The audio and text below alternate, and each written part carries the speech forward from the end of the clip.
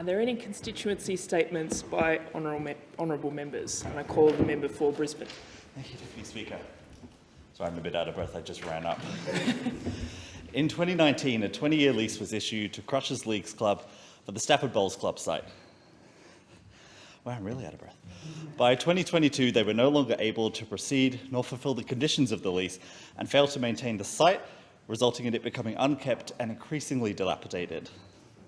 The LNP-dominated Brisbane City Council should have taken the site back to tender, but instead, in October 2022, they voted to transfer the lease to Brisbane Racing Club in a closed-door deal without tender or community consultation. Brisbane Racing Club plans to install 76 pokies machines on this publicly owned land. Brisbane City Council does not need any more pokies. In 2021-2022, Queensland actually surpassed Victoria as the second biggest pokey state in the country, with more than $2.7 billion in losses, with the residents of the Brisbane City Council area alone losing $591 million. Local residents, namely the Stafford Community Hub Not Race Club group, have done an incredible job opposing this development and demanding better for their community. Their petition to Brisbane City Council, in fact, garnered more than 900 signatures from locals before it closed.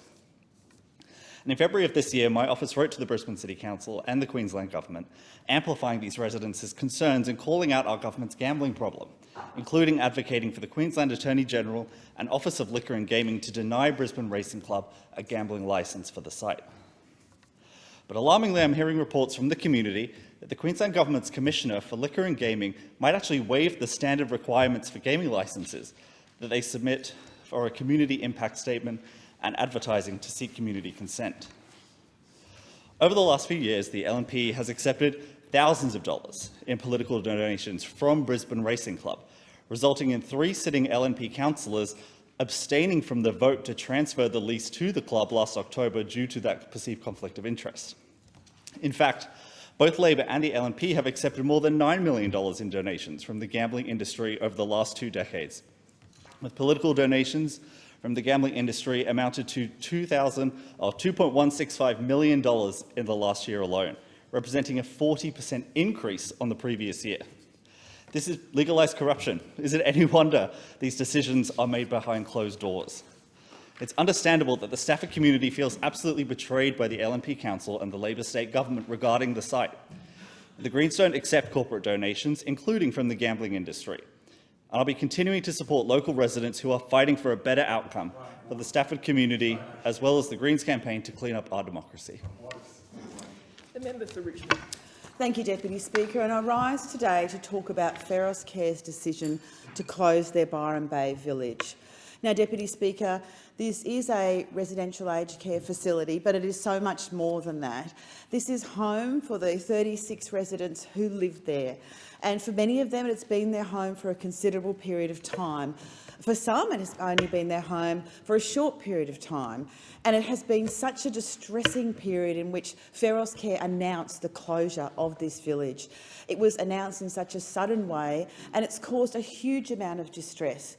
Distress for the elderly residents, many of whom, of course, are incredibly vulnerable given their age and medical conditions. It's also been very stressful for their families as well, and of course for the staff. An incredibly difficult time, and indeed for the broader community as well, because Feros Care is such an integral part of the Byron community, especially because George Feros himself for many years walked the streets to raise money to build this facility. And also so many locals donated huge amounts of money to actually see this facility running. And it has in fact been there for over 30 years and is dearly loved by the community, and that's why this sudden decision to close it without any notice to anyone, to the residents, their families, the staff, was obviously met with incredible distress. And I share that distress as well, because it is such a difficult time for everyone involved. And I have spoken directly for the Minister for Aged Care in relation to this, and she shares the concerns. And like me, her main concern is for the well-being of those residents at the moment. And I have in fact spoken to residents, and they are beside themselves themselves because of the sequence of events and how fast this has been. And of course now they're all having to look for somewhere else to live. And as one of the residents said to me, moving at any age is difficult, but moving when you're in your 90s is incredibly hard, particularly on top of the events that have happened. I've made it very clear to everyone involved that I'm here for them every day, every step of the way, in terms of any support that I can give them and their families. I know that Feros is working with the residents to try and find a new home for them to live in. But as I say, it's a very distressing time for everyone involved. And I say to everyone at Feros again, I'm here for you. Please contact me or your families to provide any assistance that you may need in this incredibly difficult time for you primarily, and that is my main focus for all of the residents that are in Feros at the moment. And I also share the distress of the community as well in terms of the suddenness of this announcement. It has been such a difficult time for everyone, but our main focus is and should remain for those elderly residents and ensuring that they and their well-being is looked after. Yep. A division has been called for in the House. The proceedings are suspended to enable honourable members to attend the division. The proceedings will resume when the Chair of the Federation Chamber is resumed at the conclusion of the division or subsequent divisions.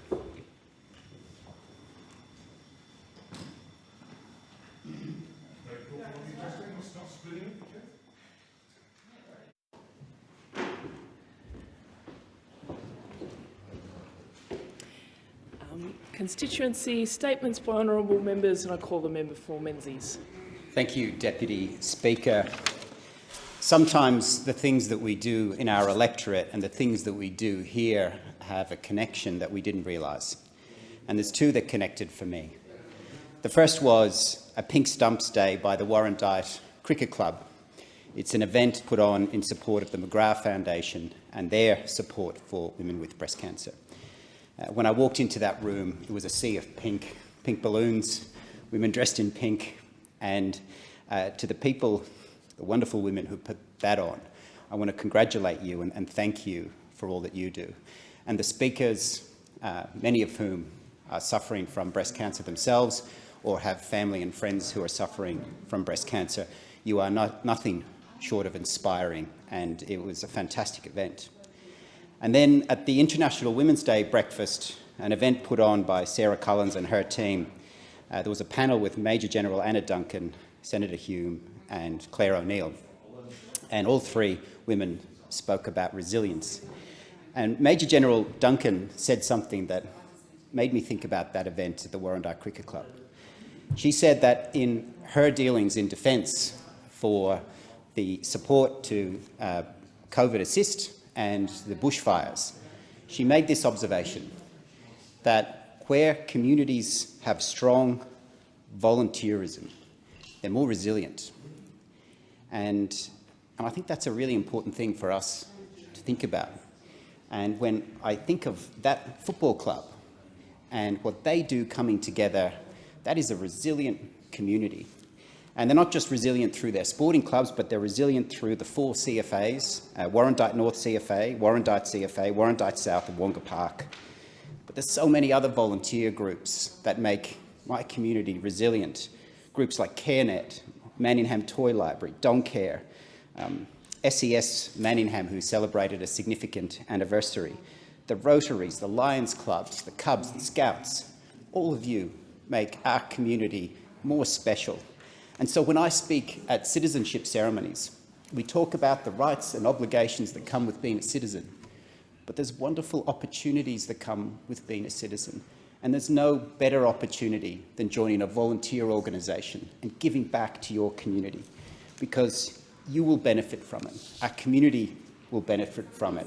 And as a society, we will be stronger and more resilient. And we need more of that now more than ever. And I had a briefing from the Edelman Trust Barometer, and they noted that we feel like we're more divided than we were. And part of that's emanating from the rhetoric in this place. And I think we can all rise above that. But I think volunteer groups do the best job of connecting us as a community, and I congratulate and thank you. The member for Moreton. Thank you, Deputy Speaker. Mere words are a cheap way to thank people for a valuable contribution. Nevertheless, here I go. The Moreton Volunteer Awards are a proud feature of the community calendar on Brisbane's south side. I've been running these awards that acknowledge and celebrate local volunteers for the last 15 years, and we had a wonderful ceremony on Saturday, the 25th of February, at the Wellers Hill Bowls Club in Tarragindi that let us hold the event there for free. The awards celebrate the spirit of volunteerism in our local community, and we thank some of the dedicated, reliable and kind people who actually ask for nothing in return. They are the lifeblood of community organisations in my patch. They volunteer in community centres, in schools, in community groups and not-for-profit organisations and sporting groups. These people volunteer to make a difference, and I'd like to acknowledge some of them here today. Amar Khan from the Islamic School of Brisbane, Di McRae from Lions Club of Sunnybank, Sue Kerr from Meals on Wheels Sherwood and also from the Oxy Bowls Club, Arturo and Mani Bunakuri from Tocco Italiano, which is a restaurant, but they actually opened it up and fed people during the flood. Farouk Adam from Muslim Charitable Foundation, Kathy Bartley and Nellie Erbacher, Irene Marshall, Jen Sun, Ali Wood and Carol Bowie, all from St David's Neighbourhood Centre that do incredible work. Patricia Brannigan from Meals on Wheels Sherwood, Irene Chow, the Pacifica Women's Alliance, Shenjesho Deo, Kenya Wadi Pradham, Kaniti Wajasoma from the Damini Women's Association of Queensland, Michael Eddihausen from the Graceful Croquet Club, Andrew Fisher from Maruka State School, Ian Forrester from the Community Connection and the Belonging Project at Community Plus, Jennifer Kruger, Julian or Sulani Slayat from the Brisbane Tongan community, Jen Neville from Amiga International, Nicole Wrench, Ada Salcedo from the Sunnybank and District Pensioners Club, Brooke Sinclair from the Clubhouse at Maruka, which is sort of having a second life, John Smith from Coopers Plain State School, Gary Summers from the Sherwood Indooroopilly RSL sub-branch, Cecilian Moro Somadillo from the Filipino Australian Foundation, Jessica Tovey from the Australian Breastfeeding Association and Corinda State School PNC Tennis Committee, Shay Tovey for Corinda State School and Oxford Community Festival, Elsa Van Hayet from the Community Connection and Belonging Project at Community Plus, Kula Gerbanis from Food Bank. They're just some of the people, but also thank Mark Bailey, James Martin, Peter Russo, Jess Pugh, the state MPs and Councillor Nicole Johnson for helping out with these awards. All the nominators for helping acknowledge our local heroes. A huge shout out to the Wellers Hills Bowls Club again for their continued support of the awards. Very generous of them. The member for Hume. Thank you, Deputy Speaker. Well, Deputy Speaker, show season is in full swing in Hume, and over the last few weeks I've had the opportunity to enjoy a range of shows across my electorate. Of course, country shows are an ingrained part of the Australian culture, and they're essential in promoting and celebrating, supporting our agricultural sectors as well as our broader communities. I've been at shows in recent weeks at Crookwell, at Gunning, at Goulburn, Bora, Tarrago, and I'll be heading off to the Camden show later this month. These shows allow farmers, producers, rural communities to come together, showcase their product, their produce, their livestock, their skills, and of course we're seeing fantastic skill building going on there. I've particular shout out to all the shearers in the shearing competitions we've seen in a range of those shows. Young shearers getting involved in the industry, absolutely fantastic to see. They provide a platform for networking, knowledge exchange, sharing insights, and of course farmers have always loved to do that. They also educate the public, and this is hugely important for agriculture and rural life, that we have a public that understands where their food, where their fibre comes from, because as communities get more and more disconnected from those sources of our food and fibre, it's so important they understand more about them. They contribute significantly to the economy, and we see that in the people that they draw in, as well as the innovation and growth in the industry. They preserve a great agricultural heritage, and of course that is something we should all be very proud of in a region like mine, but right across Australia. And they're the powerhouse of the economy. You've got to remember our agricultural producers in regional areas, and that's why they're so important to attract investment and workers to the area. Now, whilst in government, we recognise the vital role that agricultural shows play in our rural communities. We backed them through the worst of the pandemic, and this year, of course, we're clear from that, and that's why we're having such a wonderful show season. But we did have to back them because at the end of the day, they're supported by volunteer communities, and in Hume, Camden, Picton Show both received financial support to help them bounce back after COVID. We also invested heavily in agricultural show infrastructure through our Agricultural Shows Development Grants program. We need that continued support. Fantastic local projects like upgrades to the Shearing Shed Arena in Gunning, which I was able to see in action when I visited a few years ago. We want to continue to see that support for agricultural shows. I want to see the shows in my electorate get the support they need to survive and prosper into the future. They're nearly always run by dedicated volunteers, and this is very important to remember. Can I finish with a shout out to all the committees, those wonderful volunteer committees right across my electorate who make their shows happen. They are tireless workers for their communities. The member for Franklin. Thank you, Deputy Speaker. And I want to speak today about the important work that neighbourhood houses do right across the country, and particularly a shout out to the neighbourhood houses in my electorate. As a member of Federal Parliament, I've been visiting neighbourhood houses in my community now for 15 years, talking to them about issues impacting on their local communities, and to see the important work that they do to support their local communities, particularly those in the community that are doing it tough. We had a recent visit to More Than a Free Lunch event at the Warrane Mornington neighbourhood house, where people come along and they learn to cook simple, nutritious and affordable meals. At the Geeveston Community Centre, known by locals as Gecko. A division has been called for in the House. The proceedings are suspended to enable honourable members to attend the division.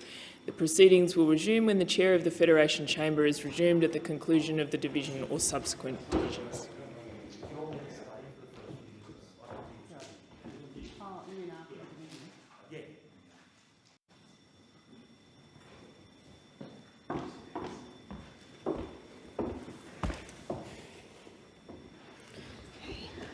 Calling a member for Franklin in continuation.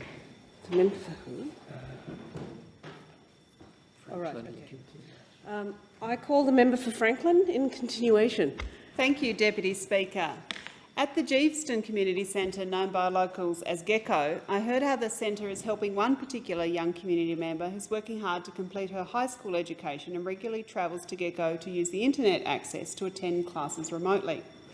And I really want to talk today about another project at the Clarendon Vale Neighbourhood Centre, and indeed the Clarence Plains Community Shed.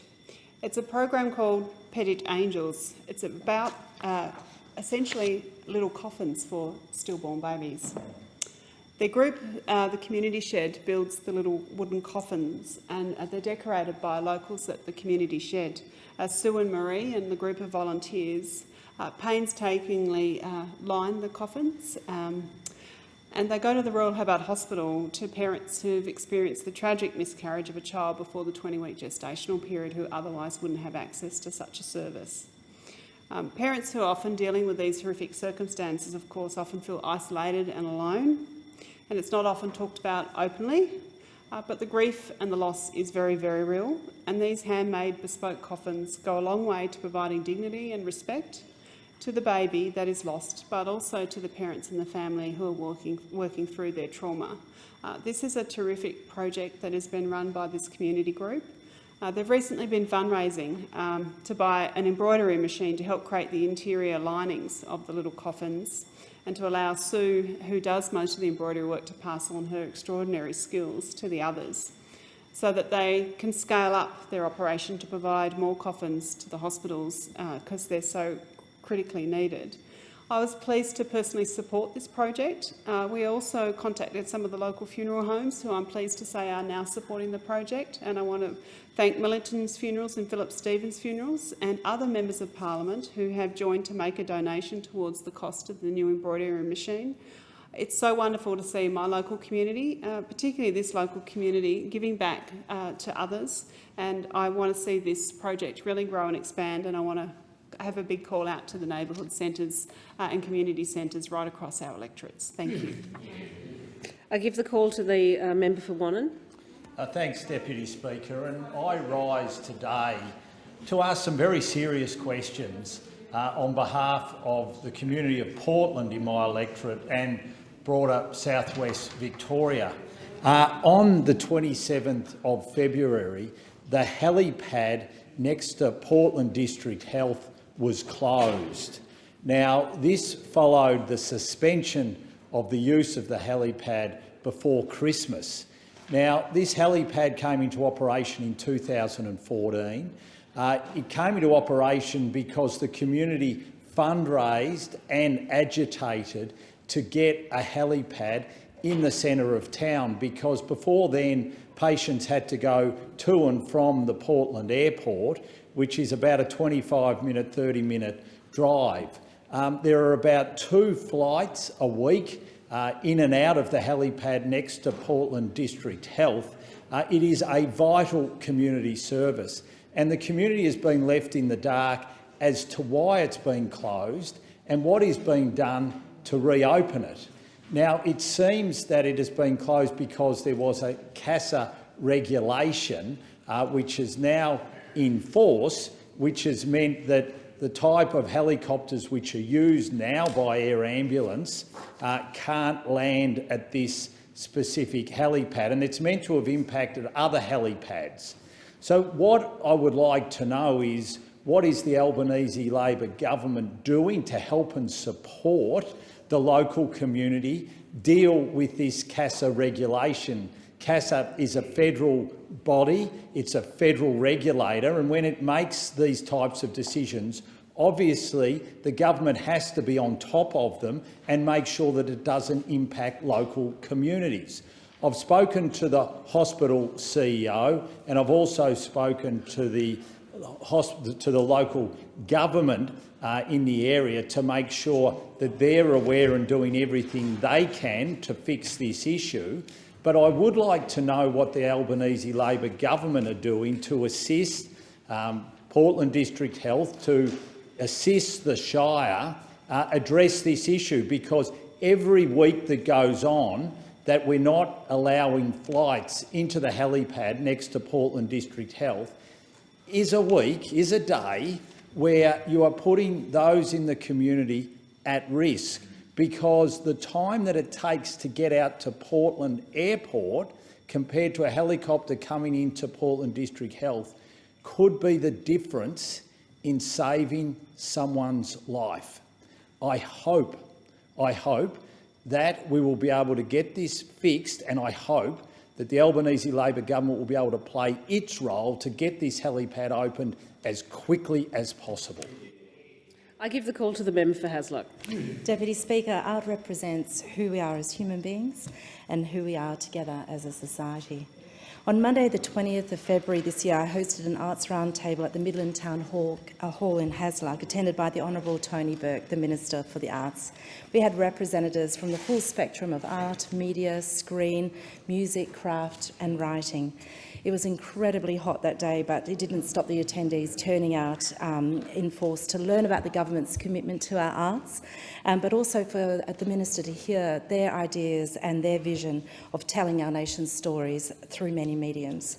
My thanks to the Darlington Arts Festival, Mundaring Hills Open Studios, Midland Arts Junction Centre, Mundaring Arts Centre, MA Oka, Screen West, the Ellenbrook Cultural Foundation, the Catherine Susanna Pritchard Writers Centre, the City of Swan, the Shire of Mundaring, the Chamber of Arts and Culture of Western Australia, as well as many of the individual artists who participated. Minister Burke shared his vision for the arts sector with the attendees and demonstrated his clear enthusiasm for both the arts and for the government's comprehensive policies. Within the new Creative Australia, there will be 4 new bodies: a new First Nations-led body that will give First Nations people autonomy over the decisions and investments in art. One way this will assist locally is in promoting Indigenous arts in our local communities, schools and galleries. Music Australia, a dedicated new body to support and invest in Australian contemporary music industry. Because Australia's music doesn't just have a proud history, it's a moving feast with great young talent emerging every year. And Writers Australia, to support writers and illustrators to create new works. And I was particularly pleased when the Minister announced a Poet Laureate as well. And Minister Burke acknowledged the many writers and artists that don't make a living wage from their art. The previous government's attitude seemed to be that arts are just a hobby. Our written testaments are essential to our nation's sense of itself, developed through telling its own stories, as people have told their stories of Australia for 65,000 years. There will be a new Centre for Arts and an entertainment workplace to ensure creative workers are paid fairly and have safe workplaces free from harassment and discrimination. This was warmly welcomed by the group. Art representatives in Hasluck agreed that across the spectrum of arts there was a real eastern states bias that made it difficult for WA makers to break into the national scenes. And Minister Burke heard this and has taken it on board. I had my own direct experience, in fact, when choosing art in my parliamentary office. While proud representations of red-tailed black cockatoo feathers adorn my office, in my electorate office, art by Ian Jarlett, it is hard to find a great deal of the excellent art from Western Australia here in Canberra, and this needs to change. It was a wonderful meeting, which I hope to repeat in the future. Terrific feedback and huge support from our Minister for Arts. Thank you. Thank you. I give the call to the member for Herbert. Thank you, Deputy Speaker. Townsville has been invaded by politicians over the last couple of weeks. First, it was the state opposition and its shadow cabinet meeting with community members at the end of last week. Crime, housing, cost of living, all the issues that regularly fill my inbox and are raised with me when I'm out and about. Then, surprise, surprise, a snap visit from the Queensland State Labor Government's cabinet on Monday. Premier Palaszczuk said she brought her ministers to listen to locals. Maybe that's because her 3 local Labor MPs don't take local issues down to Brisbane. Maybe she didn't want to be shown up by the state opposition. Either way, if they came to listen, they left their ears down south. And politics, not people, was the winner. As usual, the Premier spent her time in Townsville telling the people what they were getting instead of asking what they needed, and bought favour with her allies in the process. The Lansdowne Eco-Industrial Precinct, now taken control over by State Labor, fast-tracked approvals, plenty of taxpayer funding, just in time for Jenny Hill's recent burst of energy as she tries to keep Labor in the Mayor's office. Copper String 2.0, fully funded, but the costs are blown out a little bit, and we're asking why. These are both projects that we have supported when we were in government. In 2020, we committed $12 million to Copper String to do the work to get to the point where a final investment decision could be made. We secured another $12 million for Lansdowne through the Townsville City deal.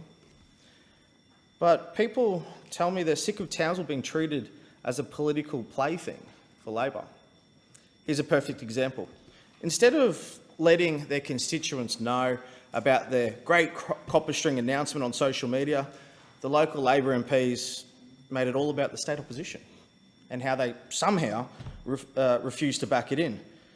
Who cares that they called for it in the media the day before? Facts don't need to get in the way of a good story. And meanwhile, the alternative government spoke with people struggling to pay their bills, heard from victims of crime, and kept pushing for tougher penalties, which were so desperately needed for years. To add insult to injury, this morning, the Premier has announced she's opening an office in Townsville. Why? No details have been released on how much this office will cost, an office that is likely to be unoccupied for 99% of the time. It's pretty disgraceful and completely tone-deaf. This state Labor government doesn't listen, but my promise to the community is I'll always listen. And thank you to the many people who continue to contact me about what's important to them. Together, our voice can and must be heard. I give the call to the member for Shortland.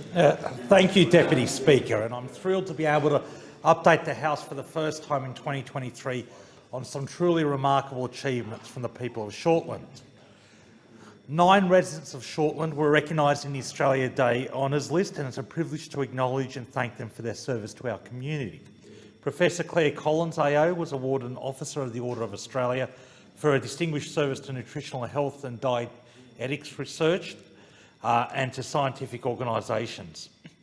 Dr Robert Morgan AO is also now an Officer of the Order of Australia for his distinguished service to the Indigenous community, to tertiary education leadership and in health advisory roles.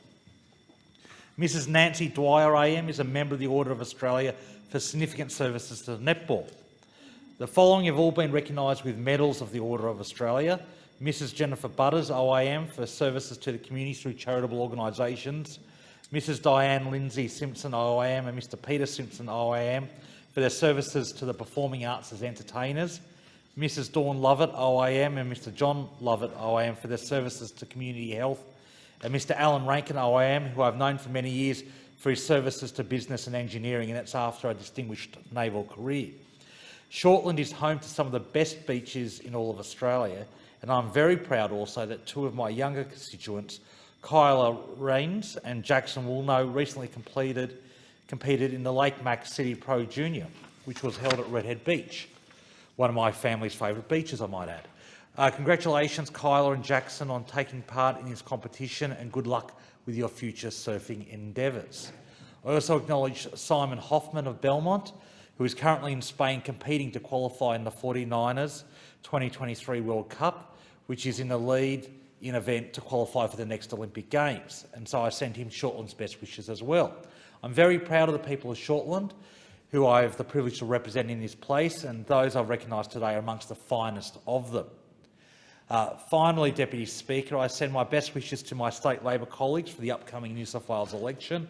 The people of Shortland are ably represented at the state level by Jodie Harrison, the member for Charlestown, Yasmin Catley, the member for Swansea, and Sonia Hornery, the member for Wallsend. I look forward to them all serving in a Minns Labor government. I'd also like to acknowledge Labor's outstanding candidate in the seat of Lake Macquarie, Steve Ryan. Steve is a barrister and before this had a long career in journalism. Steve is a genuinely decent man who cares deeply for his community, and he will be a wonderful representative for the people of Lake Macquarie, who hopefully will have an MP who's part of a Labor government. I've enjoyed campaigning with him and I look forward to working with him in the future. Best of luck to all involved, and best of luck for state Labor in the upcoming state election. Thank you. I give the call to the member for Riverina. Thank you, Deputy Speaker. I rise to pay tribute to the late, great Doris Eileen Golder, OAM, who passed away at Lockhart on the 4th of February at the grand old age of 97, a life well lived. She was raised on a farm at nearby Borey Creek, and she was known far and wide as an exceptional wool artist, which is not that easy to do. Weaving wool and making sure it can be an artistic piece. Her stunning work has been exhibited throughout New South Wales and Victoria, and even in this place, but most importantly a gallery featuring 26 examples of her wonderful work created between 1982 and 93 is one of the feature attractions at the Greens Gunya Museum at Lockhart. Doris was no ordinary artist. She used naturally coloured sheep's wool to create extraordinary artworks, including portraits, landscapes and animal poses. And amongst her portraits are Doris's former local federal MP, Deputy Prime Minister and Leader of the Nationals, the late Tim Fischer AC, former Prime Minister, the late Bob Hawke AC, former member for Farrer and Hume, and Federal Minister, the late Wal Fife, who was also a member for Wagga Wagga in the State Parliament, Paul Hogan, the late Slim Dusty, Ida Buttrose, Greg Norman, Yvonne Goolagong-Cawley and the late Fred Hollows, his wife Gabby, and their twins Ruth and Rosa. Some who visited the Doris Golder Gallery have said they were absolutely impressed, almost blown away by the intricacy of her portraits. Others have described the collection as amazing and incredible. It took Doris 18 months to create the Hollows piece. It was her last artwork and, according to the artist herself, the most difficult to do. She was a perfectionist, and if you ever go to Lockhart and see the portrait, you will see perfection. A devout Christian, Doris followed what is described as the 4 Ps to make her wool pictures perfect: patience, persistence, perseverance and prayers. Doris used one of the Riverinas, indeed one of Australia's greatest resources, wool, for her art. The wool was naturally coloured. She used no dyes, yet in the colour of the eyes of some of the animals there is the illusion of greens and yellows. Such was the magic of her talent. She once said it took a long time to get the eyes right, the expressions correct and every little detail on the face. Every wrinkle on their face had to be their wrinkles, their eyes had to be their eyes. It took a long time, she said. Doris, as an artist, was largely self-taught, although she took some art classes with renowned Wagga Wagga artist Heather Bell, creating fine pencil drawings and oil paintings before a friend sent her a newspaper clipping of another person she was doing wool art, which inspired her to take on the medium. And we owe her a great tribute of credit, and I certainly would hope that those going to the Veranda Town Lockhart visit her collection at Greens Gunya Museum. See her amazing works, 45 Urana Street, Lockhart, in the Veranda town, and we pay tribute to her. May she rest in peace. Vale Doris Golder. Okay.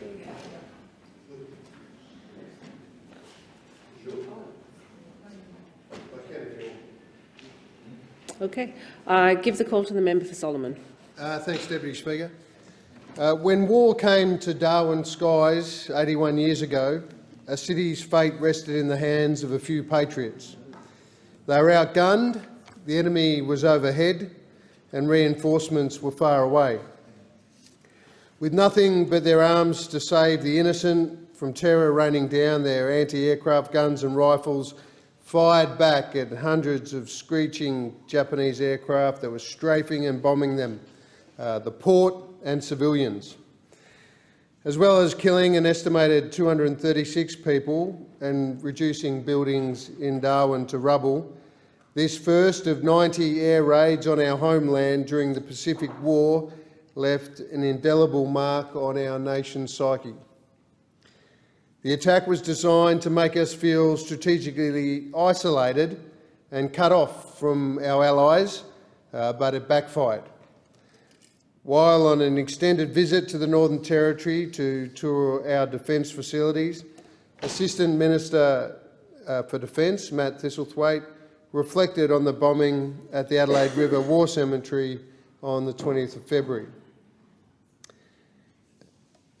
The Assistant Minister, the member for Kingsford Smith, remarked that this may have been the first time that our flag was fired upon on home soil, and I quote, "The flag was torn and stained and slashed by shrapnel, but the symbol it represented remained unscathed. Torn and stained and slashed by shrapnel, we endured that first attack and would endure the others that followed." End quote. By bringing the war to Australia's north and constraining our strategic options, the bombing taught us the hard-earned lessons that we needed to be able to secure our sovereignty independently, that we needed more allies, and that we needed to be able to keep our adversaries at bay. And it kindled a realisation in our people that our salvation would not be secured by the UK, by Britain, whose forces had fallen in Singapore weeks earlier, but by our own defence policy. The Darwin raid also reshaped modern Australia by forging our enduring alliance with America after a US destroyer, the USS Peary, was sunk in the attack. As a sovereign state, Australia's highest priority must always be to deter and defeat armed attack on our territory.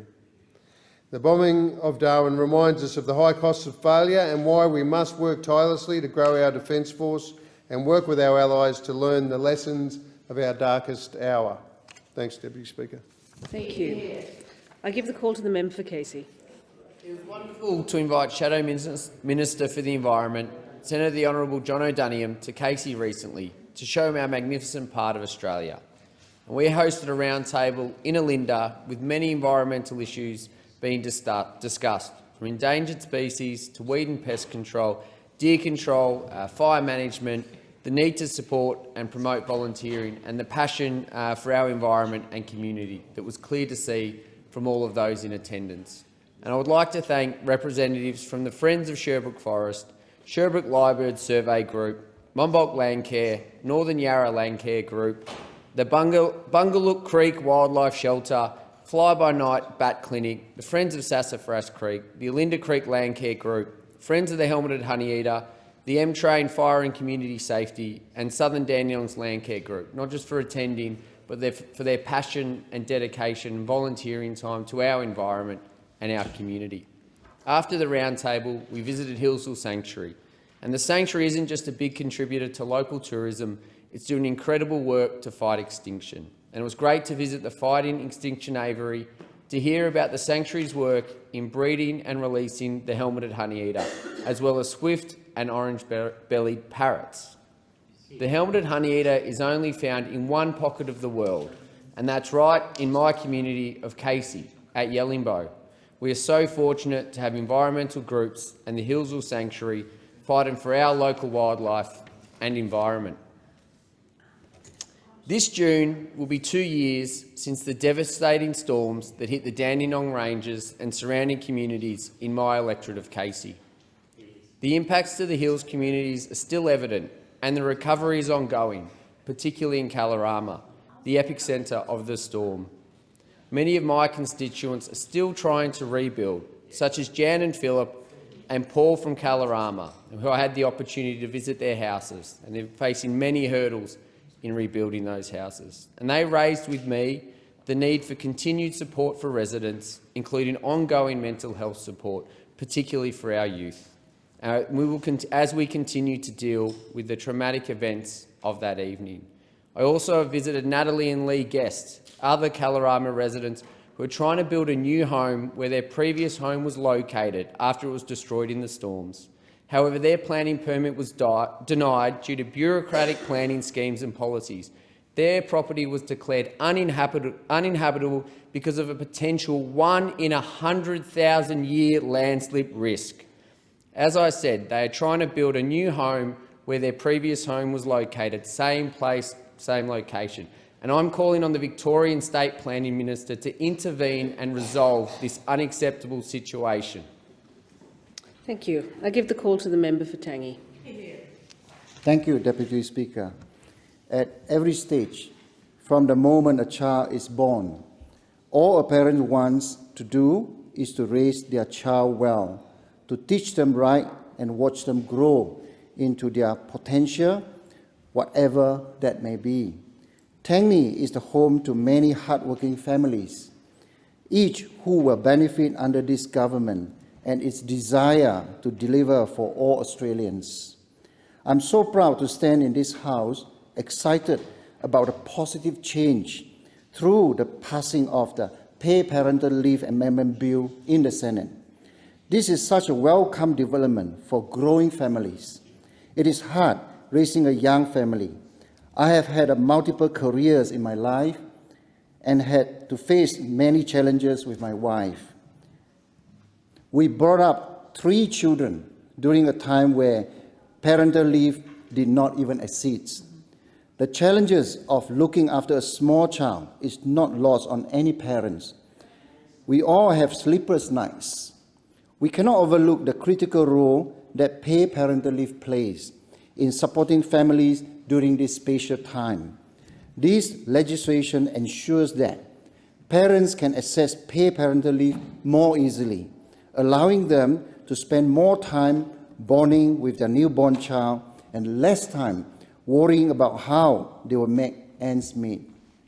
This bill also recognizes that both parents have a role to play in raising children and provide for greater flexibility in the use of paid parental leave entitlements.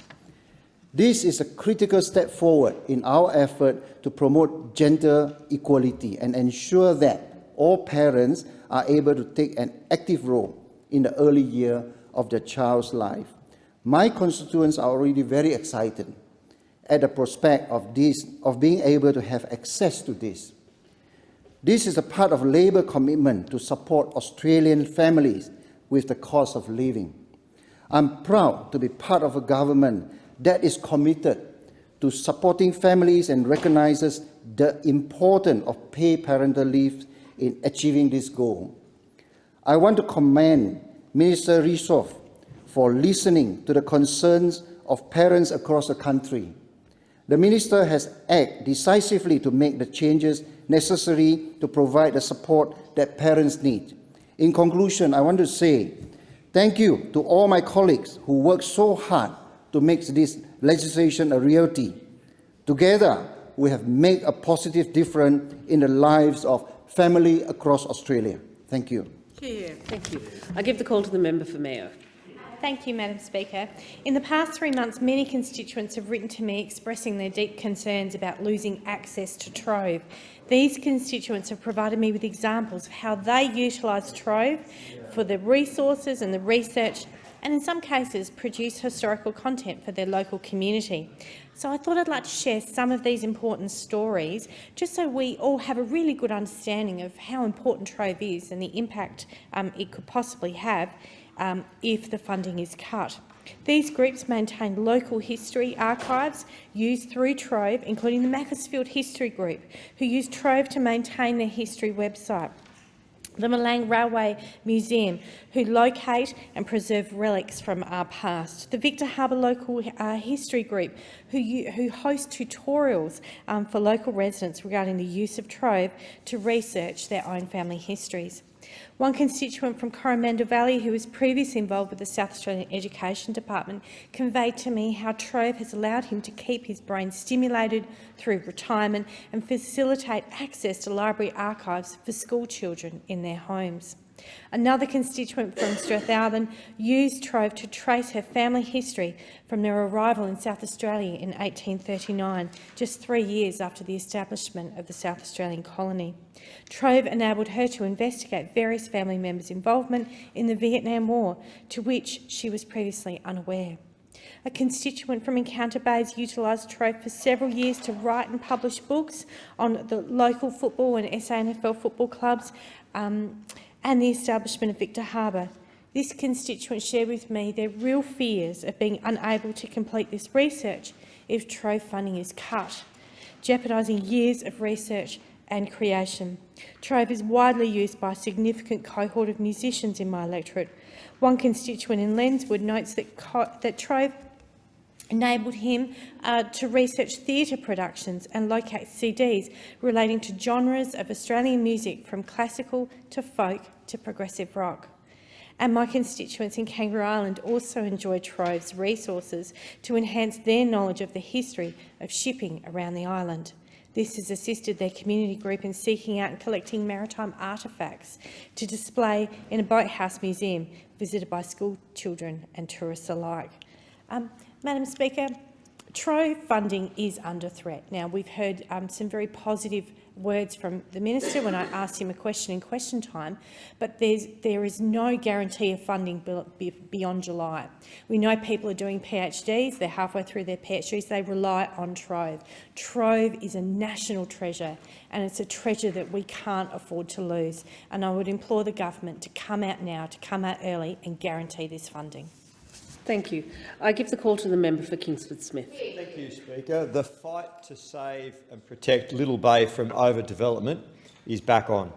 On the 17th of February, it was revealed in the Sydney Morning Herald that Meriton is trying for a third time to get approval from the New South Wales Liberal government to develop at Little Bay Cove. Now, they've been knocked back twice for this development, both by the council and by a planning panel. And they've been knocked back because it's simply overdevelopment. What they are proposing for the site cannot be catered for with limited infrastructure and public transport. But no, Meriton won't accept that. They're now trying to bypass the council and the planning panel using a little-known state-assessed planning proposals pathway that enables developers to nominate projects for rezoning approval by the New South Wales government. Now, the most disgraceful thing about this is that it's a secretive process. The community is not informed of who the developer is that's proposing. And council representatives have been told that they have to sign confidentiality deeds to view the documents associated with this proposal.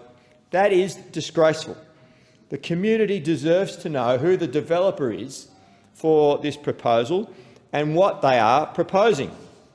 Meriton and the New South Wales government should stop trying to bend the rules.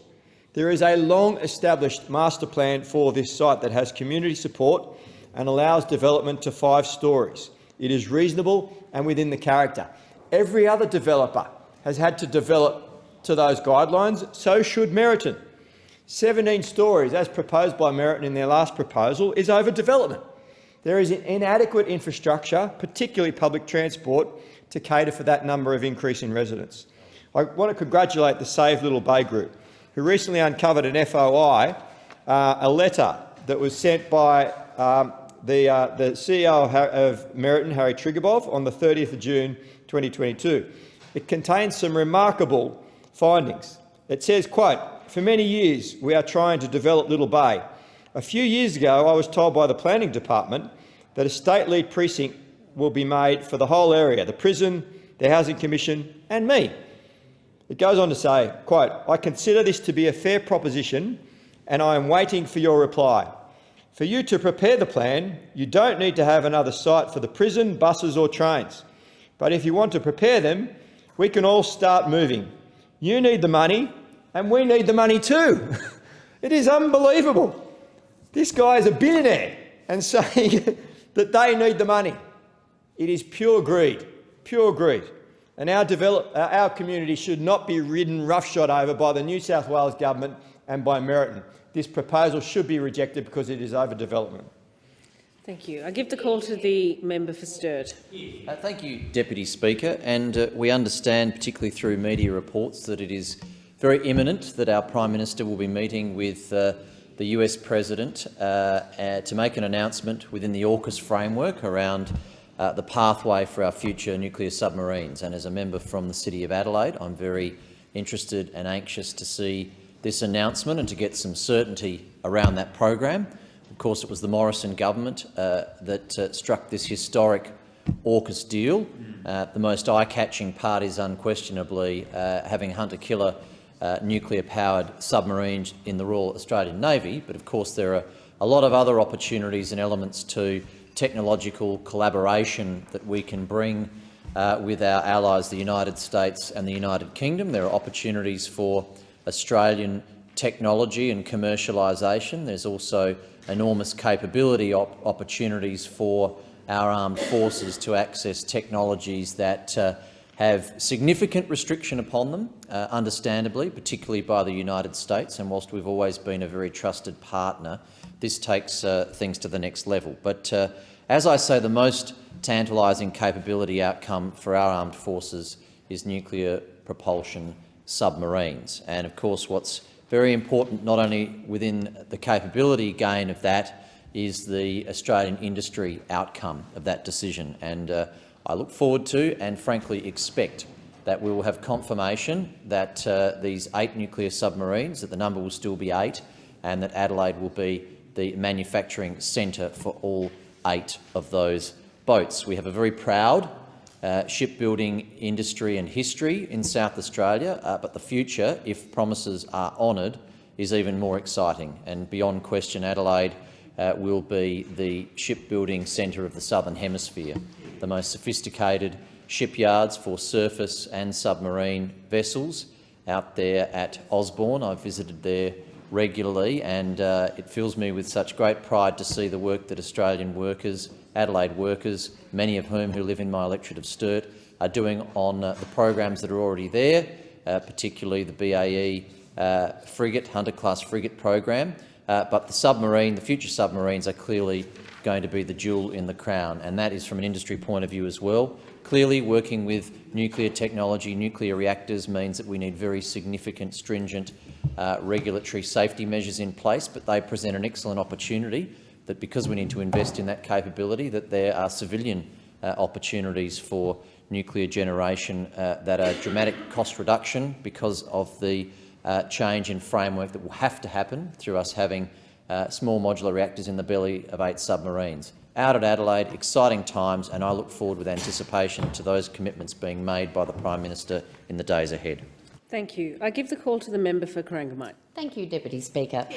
Defence personnel, veterans and their families in the Surf Coast, Bellarine, Geelong and Golden Plains across my electorate are set to receive better access to support through the establishment of a brand new Veterans and Families Hub.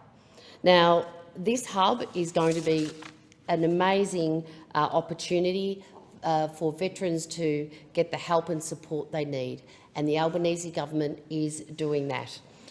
Recently, I held a forum with the Minister for Veterans Affairs and Defence Personnel and the Victorian Minister for Veterans Affairs, the Honourable Natalie Suleiman, and together we met with about 60 veterans where we shared stories, we gave advice and support, And importantly, we did speak about the new hub and the role that it will have in our region.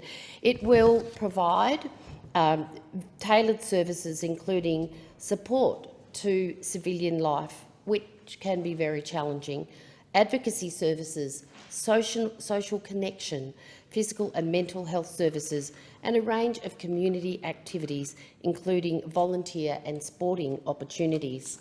Now, this will be a support for not only the 3,500 veterans and veterans personnel who live in my electorate of Corangamite, but for the broader region. And what we know is that veterans often find it difficult to share their stories. It was a very emotional forum. There was a fellow there, 6'2", a big fellow, who stood up to speak and was brought to tears. And it was very challenging to see that, Deputy Speaker. And we must do more to help our veterans. So I'm hoping that this facility will be of great value, and I'm working with my veterans community to make sure that it will be the best it can be, and that we also have it in the best location. So everyone who was there, there's an opportunity now to provide a submission, and from that submission we will determine the best location, and I wish everyone well in your endeavours. I would just like to point out that the Royal Commission for Veteran Suicides has found that we need to do more for our veterans in terms of giving them the opportunity to speak, and that the latest bill, the Royal Commission Amendment Enhancing Engagement, will mean that veterans can actually share their personal stories and sustain their privacy, which is another great thing that the Albanese Labor government is doing. And I look forward to working with the veterans in my region to support them so they can do well and thrive. Thank you. Thank you. I give the call to the member for Wentworth. Thank you, Deputy Speaker. Today I want to address two issues which are of great concern to my community, and where this government and the previous government haven't shown the courage and political will to do what's right. The first is the tobacco industry's aggressive marketing of vaping products to children. In my electorate of Wentworth, I was appalled to see a tobacconist set up shop 4 doors down from my old high school in Edgecliff. In shops like these, vapes are marketed in bright colours, in flavours like bubblegum and banana milkshake, and stacked on shelves alongside lollies and chocolates. Parents in my community are outraged, and they have the right to be. Sadly, this is not a story that's unique to Wentworth. Across New South Wales, 1/3 of 14 to 17-year-olds have used vaping products, and more than half of them have used a product they knew contained nicotine. It is clear that the current regulations are not fit for purpose, and so the government must show courage and take the urgent action needed to end the tobacco industry's shameless and insidious marketing of vaping products to children, as well as address the completely unregulated flowing of vaping products into our communities and into our borders that is driving the take-up of these vapes by our young people. The other issue I would like to address is gambling. I recently received an email from a man I'll call Tim. And it was quite a heartbreaking email. He was a successful member of the community, a business person, a family man. And he described in his email how he had lost it all because of gambling, a gambling addiction. An addiction that was fed by some of the most rapacious, immoral elements of our society. After heart attacks, seizures, and in his own words, repeated awful behaviour, Tim is now on the long road to recovery. His is a success story. But these stories are rare, and these stories happen every single part of this country, including electorates like mine, which are wealthier than most, and including those who are the most vulnerable and have the least amount of money to lose. We need reform, and we need to focus on prevention rather than cure. Gambling advertising is at the heart of this. There is an unholy combination of saturation advertising and ubiquitous gambling apps, which make it impossible for some people to resist the urge to bet. We need to ban gambling advertising, as we've done with tobacco. We need to ban gambling donations to remove the influence of these businesses on regulatory decisions. And we need to tax those gambling companies which are registered in Northern Territory and evade paying taxes. The community is over this. They are absolutely sick of it. It is time for the government to catch up with the community and take real action.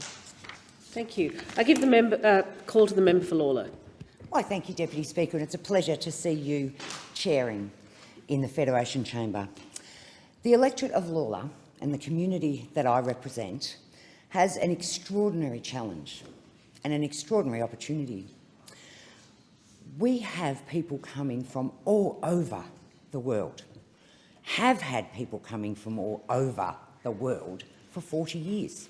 We are building a multilingual, multi-faith, multicultural community from the ground up, street by street, subdivision by subdivision. You walk into schools in my electorate and it is the most pleasant thing to see a school assembly with children from all over the world in the same room together, learning together, working together, demonstrating the ideal world that we want to live in. So we have a unique challenge, a unique opportunity. And as I say to my community, and I'll say it again now, what I want for the City of Wyndham, for the community that I represent in the electorate of Lawler, is I want us to be looked upon as the exemplar of multiculturalism, as the success story of multiculturalism. And I want to thank all of those people in my community who do this really difficult work every day. The teachers, the sports coaches, the people working in community groups. In the last 2 weeks in Lawler, this has been something that has been in my face, in schools, at a Holi event, where in Tarneet, people from all religions come together to celebrate the Indian festival of Holi. Extraordinary, extraordinary. And I'm reminded of that, of course, because we have our Prime Minister in India, photos today of Prime Minister Albanese celebrating Holi in India. My electorate has the highest number of Indian diaspora in the country, and they're part of this journey with me and with everyone else in the community. So I want to acknowledge the terrific announcements today too around higher education in the negotiations with India, around the notion that Deakin are going to have a school in India, around the notions that we're going to get agreements around recognising qualifications between the two countries. I know what that means in my community, where so many have come to Australia as international students. I want to talk too about a particularly special person. I did my International Women's Day event last week, and we have international students. But this year, the Lawler Woman of the Year is Setu Amorio. She came as a refugee from Myanmar many years ago. She works in settlement services. She's a hero. She does this work every day. Thank you, Deputy. Thank you. In accordance with Standing Order 193, the time for members' constituency statements has concluded. I call the clerk. Committee and Delegation Business, Order of the Day number 1, Joint Standing Committee on Treaties, Report 201, resumption of debate on the question that the House take note of the report. The question is that the document be noted. I give the call to the member for Wannon. Thanks, Deputy Speaker. And it gives me great pleasure to speak on this report, 201, Free Trade Agreement between Australia and the United Kingdom of Great Britain and Northern Ireland. For those who may or may not know, I had the great honour of negotiating this free trade agreement with the United Kingdom, with Liz Truss and then Maryanne Trevelyan. It is a very, very good free trade agreement for Australia, and I welcome the fact that the committee has looked at this agreement and has recommended that this agreement come into force as a treaty.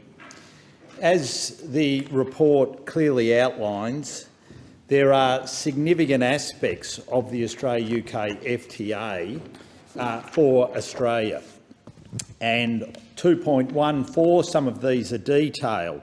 Reduction in tariffs. Currently 89% of Australian goods are exported to UK duty-free, whereas on entry into force, over 99% of Australian goods exports by value would enter without tariffs. simplification of customs procedures, including making it easier for traders to prove the originating status of goods, less red tape when you export, enhanced opportunities for Australians to live and work in the UK and vice versa, so we can rebuild, strengthen those people-to-people links, and especially amongst young Brits and young Australians, which is incredibly important to keep building that wonderful, wonderful special relationship we have with the UK. Liberalisation of the rules for services and investment. Provisions to support mutual recognition of qualifications. So not only will we see those people-to-people links strengthened, but you'll also see those business-to-business links strengthened with the recognition of mutual qualifications, making it easier for people to travel between the two countries to work. Greater access to government procurement opportunities, support for small and medium-sized enterprises. So this is making sure that our young, dynamic, smaller businesses can benefit from this. Commitments to support women's access to the benefits that flow from trade investment, a unique aspect of this free trade agreement. Commitments to advance Indigenous interests and deliver new opportunities and revenue streams for Indigenous exporters. Once again, new components to FTAs, and the establishment of a strategic innovation dialogue. If our countries are going to continue to build and strengthen an economic relationship for the next century, then having this strategic innovation dialogue will be absolutely critical for that. But it's not just Australia that will benefit from this, it's also the UK that will benefit from this free trade agreement, and the report details this as well. And it's worth remembering that free trade agreements aren't about winners and losers. They're about everyone winning, and this agreement is absolutely true to that. There are greater legally guaranteed access to Australian government procurement opportunities than provided in any other trade agreement, expected to constitute around £10 billion in new opportunities for the UK. Removal of all tariffs on UK exports to Australia while retaining protections for sensitive UK sectors for a number of years. Beef and sheep meat, dairy, sugar, providing a general bilateral safeguard mechanism to provide a temporary safety net for industry. Tariffs on long grain milled rice, pork, poultry and eggs remain in the long run. Minimisation of red tape by modernising rules of origin, ensuring transparent and efficient customs procedures, reducing technical barriers to trade and sanitary and phytosanitary measures. Business mobility arrangements for UK professionals to travel for work. On food standards, no new permissions for imports from Australia, and hormone-treated beef would remain banned. Non-regression and non-derogation clauses on animal welfare standards, and a strong statement recognising animals as sentient beings. Tackling barriers to digital and online trade, including commitments on electronic contracts, e-authentication and trust services. Ambitious intellectual property provisions, exceptions and exclusions for the National Health Service. So there are wins for Australia, there are wins for the UK, and overall we both benefit, both our countries benefit. And there are numerous ways that we do that. We benefit because we send a strong signal to the rest of the world that free trade, liberalising your economies, strengthens those economies, strengthens links across the world. And if we are to continue to see our economies grow, especially as we come out of the pandemic that we've been through, so in this post-pandemic period, making sure that we continue to liberalise is absolutely crucial. And, Deputy Speaker, one of the things that we're seeing around the world, and it came out of the pandemic, is a push for greater protectionism. That is not in the interests of Australia, and it's not in the interests of the UK, especially now that the UK have come out of the EU.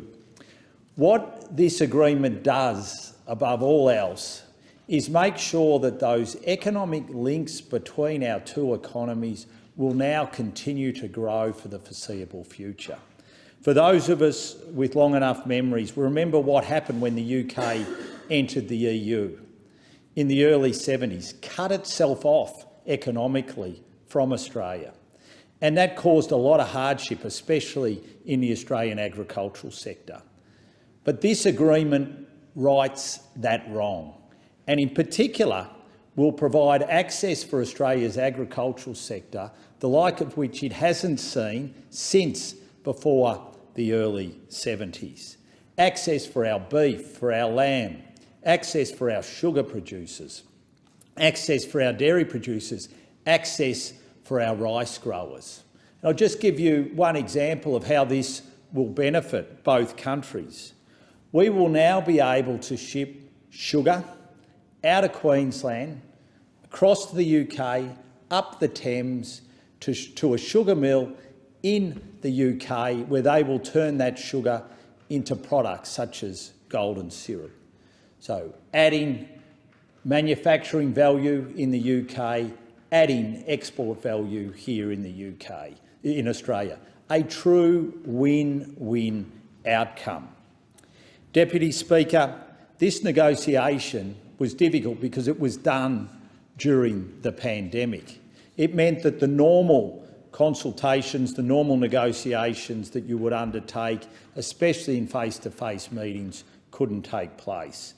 And can I just place on the record again the wonderful job that Australian negotiators did and UK negotiators did in finalising this free trade agreement. I think here in Australia that we have the best trade negotiators in the world, and we must ensure that we continue to empower them and give them jobs so that we can continue to push for liberalisation, because with their negotiating skills we're always going to get good outcomes. For the UK, a big shout out to their negotiators too, because as part of the EU they didn't have a trade negotiation department or section, and so they had to, from the ground up, build a negotiation capability. And they were able to build that up from scratch and make sure that we got an outcome which benefits both countries.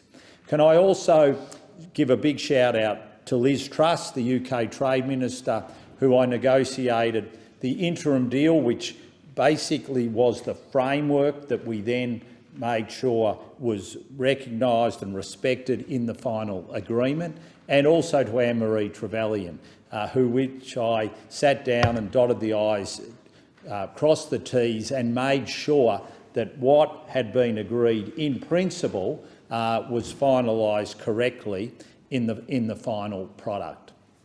This is an excellent free trade agreement. It's the best free trade agreement we have negotiated since our negotiations with New Zealand.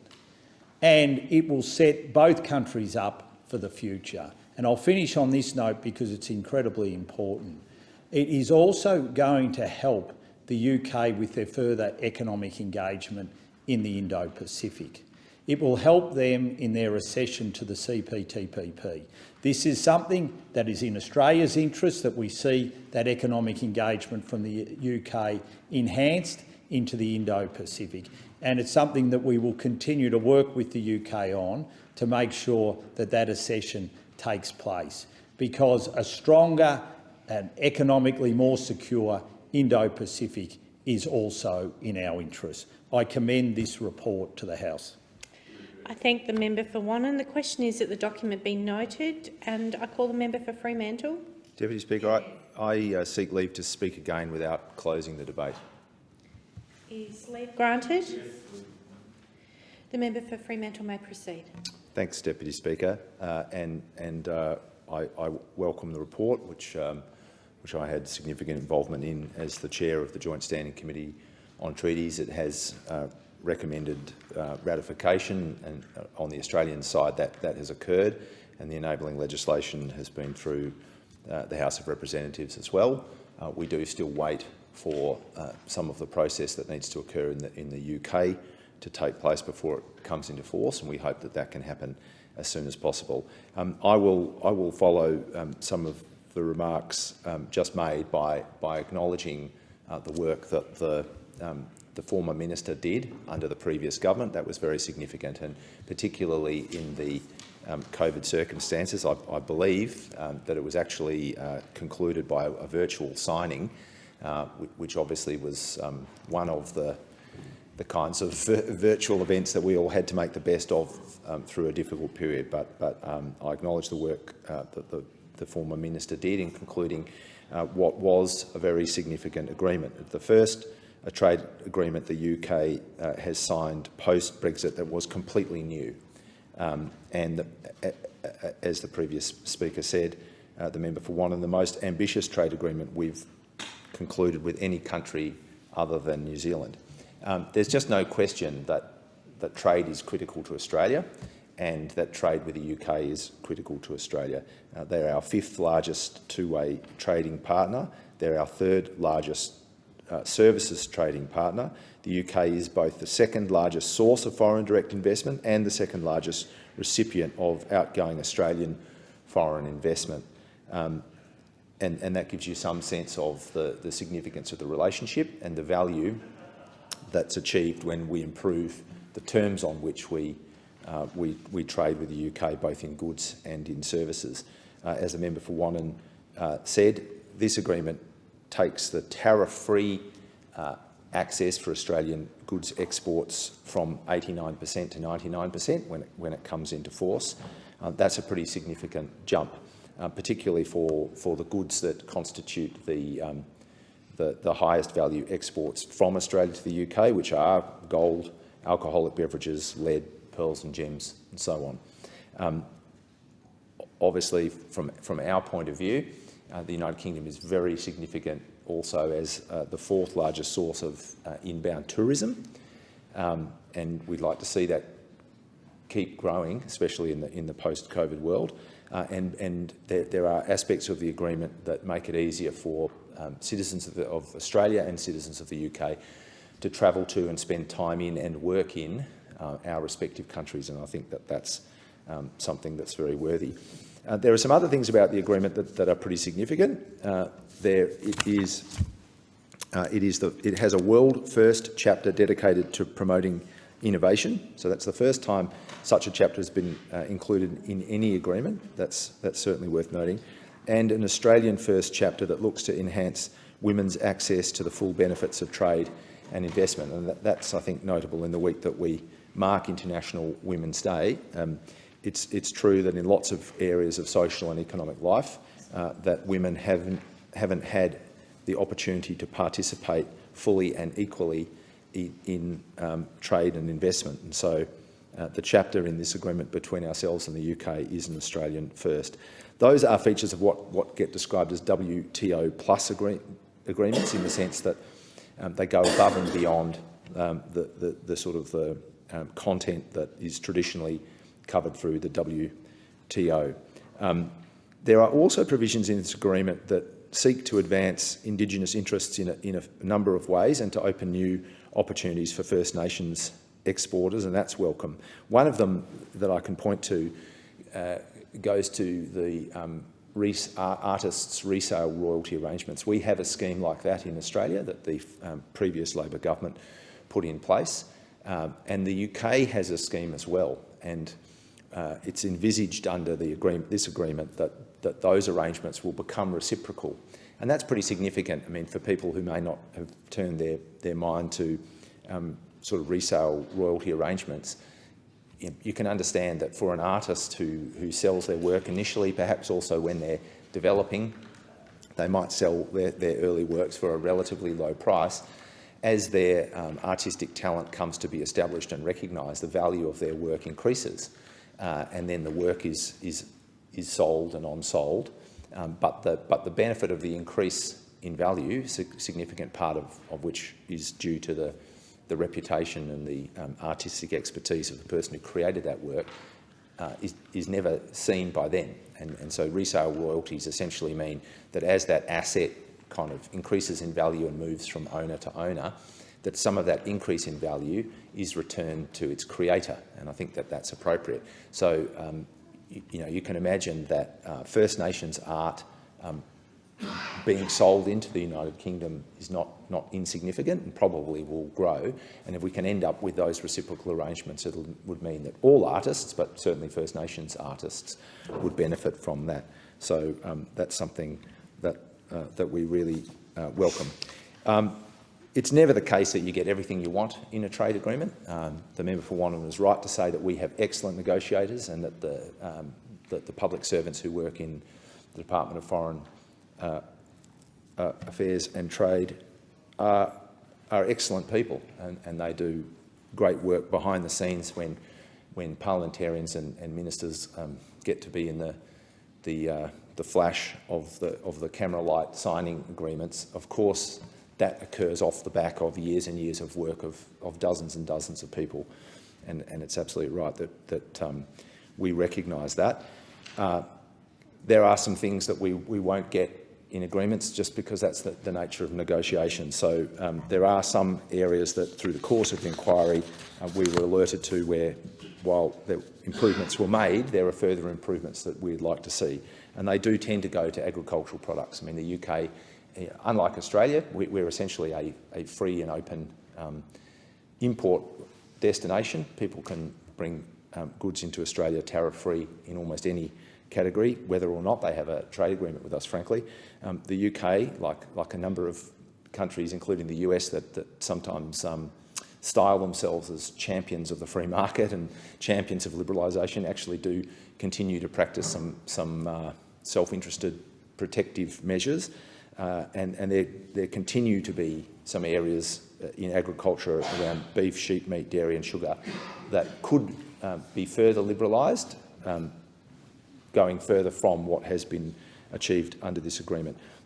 There was some significant improvement in terms of the access for wine, and that's significant because the UK has become our #1 destination, export destination for Australian wine, sadly because China is not allowing the export or the import of Australian wine. So our exports of wine to China were at the top of the list, around $1 billion annually.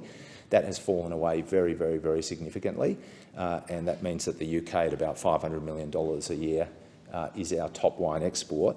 Through this agreement, the tariff of £2.20 that used to apply per bottle on wine of less than 15% alcohol by volume has disappeared, and the tariff of £3 per bottle on wine or alcoholic beverages over 15% has also disappeared. And Australian Grape and Wine told the committee that their best guess is that will deliver a $43 million benefit to our industry here, and that's really important, particularly when you see all of these arrangements in their context. I mean, we want as many opportunities for our exporters, not least because when things go wrong, as occurred, and we find ourselves on the end of unjustified and I would say, from China's point of view, self-harming geo-economic coercion. You know, it's China and their consumers that are missing out on the wonderful joys of Australian wine.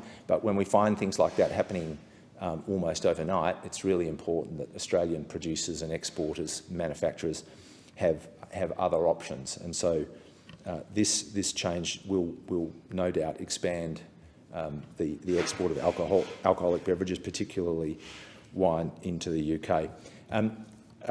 For all of the reasons I've identified and that the member for Wannon has mentioned, you know, this is a significant agreement, a really significant agreement, and I'm glad that it has been achieved, and we've done our part, and we look forward to the UK doing their bit, and it'll come into force. I thank the member for Fremantle. The question is, that the document be noted, and I call the member for Bean. Thank you, Deputy Speaker. I rise to also speak on the Joint Standing Committee's report on the UK Free Trade Agreement. I do that as both a proud member of the Albanese Labor Government, but also in my capacity as Chair of the United Kingdom Parliamentary Group. Deputy Speaker, the Australian United Kingdom Free Trade Agreement is the first full trade agreement the United Kingdom negotiated from scratch following Brexit. This agreement will deepen our already strong economic relationship with the United Kingdom and offer greater opportunities for our businesses to diversify their trade markets. The implementing legislation for the agreement has already passed our Parliament and we stand ready for implementation. As the Prime Minister said, this agreement will strengthen our existing trade and economic relationships.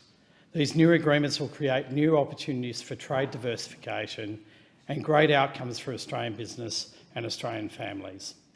The Deputy Speaker, beyond trade, we have the all-important AUKUS relationship.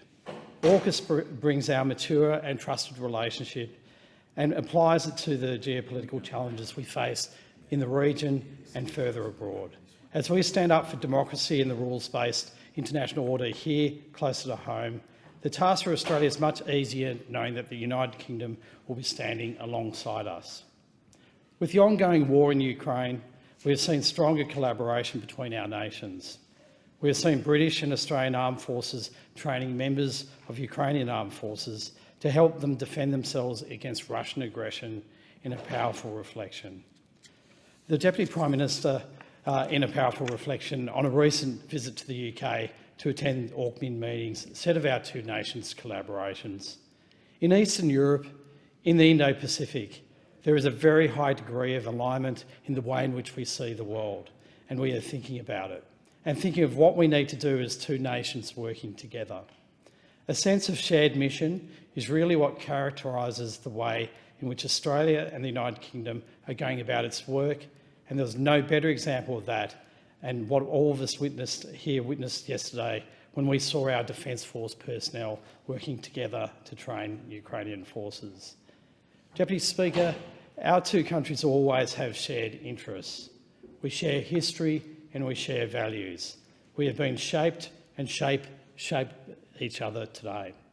The trust and openness with which we've engaged with each other, which is so important at this time, is critical to the challenges that we face. Australia and the United Kingdom have a shared vision for what our world looks like. It is a world which is peaceful, stable, prosperous, respectful of sovereignty, one in which the rule of law, international law and norms is protected. But the relationship between the UK and Australia runs deeper than just economic and security. The most important part of our relationship is its enduring value to both sides. The deepening of our relationship has withstood a change of government here and the turnover of Prime Ministers in the United Kingdom. In spite of these changes, the relationship continues to deepen and the values which underpin it continue to endure. At the heart of that relationship is a commitment to equality and fairness at home and abroad. It also involves, as the UK High Commissioner Vicky Treadle said at a fine speech to the Press Club yesterday, understanding our own history and colonial past. A key to our shared relationship is projecting who we are today. Nations that are both magnificently diverse, where we strive for inclusivity and we stand up for democracy, for fairness in a challenging world. As the High Commissioner rightly put it, we do not forget history, but we must learn from it to inform our present and our future, to be the force of good we wish to be.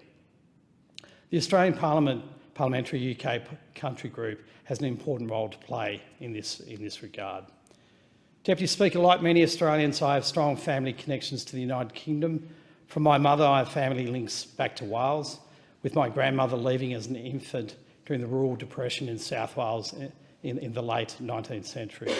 I lived and worked in the UK in Slough, a place that most people in the House might be more familiar with as the home of The Office. It's much better than The Office, I should say, Deputy Speaker. On a personal level, I've found political inspiration from United Kingdom political figures such as John Smith, Roy Jenkins and Clem Attlee. Indeed, John Smith is a great reminder of the honour we have to serve in a democratic parliament such as our own. Understandably, the Australian United Kingdom Parliamentary Group is a popular one. Its popularity stems not just because of the relationship Australia historically enjoys with the United Kingdom, but with our capacity to refresh it for today and the shared future we look forward to. The opportunity that we have to work on the good work that has been achieved through this free trade agreement is the goal that we really have over the rest of this parliament for that parliamentary group. I was reminded of the closeness of the relationship between our countries last year as I hosted Minister of State for the Indo-Pacific, the Right Honourable Anne-Marie Trevelyan. With Her Excellency the High Commissioner, I took the Minister on a tour of Parliament House. We looked at the relics from Westminster from the Blitz. She even got to meet and interact with a visiting school, I think possibly from South Australia, Deputy Speaker. The Minister's visit here and the reception she received were an example that our relationship is far from being in a set-and-forget holding pattern, but it's rather at the forefront of foreign policy and trade agenda for both governments. Deputy Speaker, this free trade agreement will be a gold standard trade agreement that will drive increased trade, two-way investment, economic growth and job creation. The agreement will enhance our already strong economic partnership with the United Kingdom and will contribute towards Australia's export diversification and economic recovery from COVID. The agreement represents substantially increased opportunities for market access for Australian exporters, particularly agricultural exporters. When it enters into force, over 99% of Australian goods exports will enter the UK duty-free, including sheep meat, beef, dairy, sugar and wine. Building on our strong people-to-people links, the Australia-United Kingdom Free Trade Agreement includes measures designed to increase the mobility of skilled workers and young people in both directions. It also includes commitments to liberalise access to all service sectors, including professional services, business services, financial services and telecommunication services. The agreement is innovative, as previous speakers have mentioned, with a world-first chapter dedicated to promoting innovation and an Australian-first chapter to enhance women's access to the full benefits of trade and investment. It is the first wholly new free trade agreement the United Kingdom has completed since it left the European Union. Deputy Speaker, it's clear that we are not only separated by geography, we are two independent nations with strong independent futures. But we share a rich history, rich values, and now, thanks to this free trade agreement, deepening economic trade, further collaboration with industry, and taking the Australia-United Kingdom relationship further. Outside of these parameters, I will continue the work of our Interparliamentary Union to further build our relationship for the remainder of this parliamentary term. Deputy Speaker, I thank the hard work of the Joint Standing Committee for their report, but I particularly thank the hard work of the trade officials for both countries on achieving this historic trade agreement. I thank the member for Bean and thank all members for their contribution. The member for Boothby. The question is that the debate be adjourned. All those of that opinion say aye. I think the ayes have it. The debate is adjourned and resumption of the debate will be made in order of the day for the next sitting. I call the clerk. Committee and Delegation Business, Order of the Day number 2, Joint Standing Committee on Treaties, Report on the Australia-India Economic Cooperation and Trade Agreement. The question is the document be noted and I call the member for Wannon. Thanks, Deputy Speaker, and it's a great honour to speak on this report, Report 202, the Australia-India Economic Cooperation and Trade Agreement. Deputy Speaker, it is particularly poignant that today we are speaking on this Australia-India trade agreement because, as we are all aware, the Prime Minister is in India at the moment with a trade delegation, building on the work that has been done through this trade agreement. And if you want to see already the benefits of the Australia-India Free Trade Agreement coming to the fore, you don't have to look any further than what is occurring in India right now, because the Prime Minister is over there building on the work that was done last year through the signing of this agreement. And all of us, I know, wish the Prime Minister and his delegation all the very, very best and the greatest of success, because if that trade delegation is a success, it means that we're going to see more and more success into the future. And we all know and understand how important the economic relationship with India is and is going to be into the future. And this report sets that out. There is a number of details in this report as to the type of benefits that will accrue as a result of the Australia-India Free Trade Agreement. And they are across the board. But there is one figure that I think it's worth all of us noting. The National Interest Assessment says there will be a net gain for the Australian economy because the Australian government expects exporters to save approximately $2 billion over the forward estimates as a result of this agreement. That is $2 billion over the forward estimates to 2025-2026 as a result of this agreement. Now, there are a number of areas that we can specifically turn to that will benefit Australian exporters here. When it comes to lentils, when it comes to almonds, when it comes to oranges and mandarins, when it comes to pears. All these products from Australia will benefit in terms of their access to the Indian market. When it comes to coal, when it comes to LNG, when it comes to alumina, when it comes to most metallic ores, when it comes to certain non-ferrous metals, when it comes to manganese ores, when it comes to tungsten ores and concentrates, when it comes to rare earth oxides, when it comes to zirconium concentrates, when it comes to pharmaceutical products, when it comes to certain medical devices, when it comes to sandalwood. In all these areas and in more, Australian exporters will benefit. But like any true free trade agreement, like any good free trade agreement, it will also benefit Indian exporters. And we have to welcome that, because you can't have a free trade agreement which only goes one way, then it's not free trade. You need that agreement to benefit both economies. And when it benefits both economies, it lifts both economies up. And there is no more important economic player in the world today than India. India's economy continues to grow at a phenomenal rate. India continues to be more and more outward-looking. India continues to understand that it has a key role to play in the Indo-Pacific and ensuring the economic development of the Indo-Pacific. And that is why this agreement is so important. Now, there's been a lot of attempts at negotiating an Australia-India free trade agreement. As a matter of fact, when I became Australia's Trade Minister and I floated the idea that we should have another go at it, I received phone calls from people saying, don't waste your time. It's been tried, and every time it's got to the last hurdle, it has collapsed. But I've got to say, when a challenge is put out to you and people say to you, you'll never be able to do something, it does inherently raise the competitive juices a little bit more, and you go, well, I'd like to prove you wrong.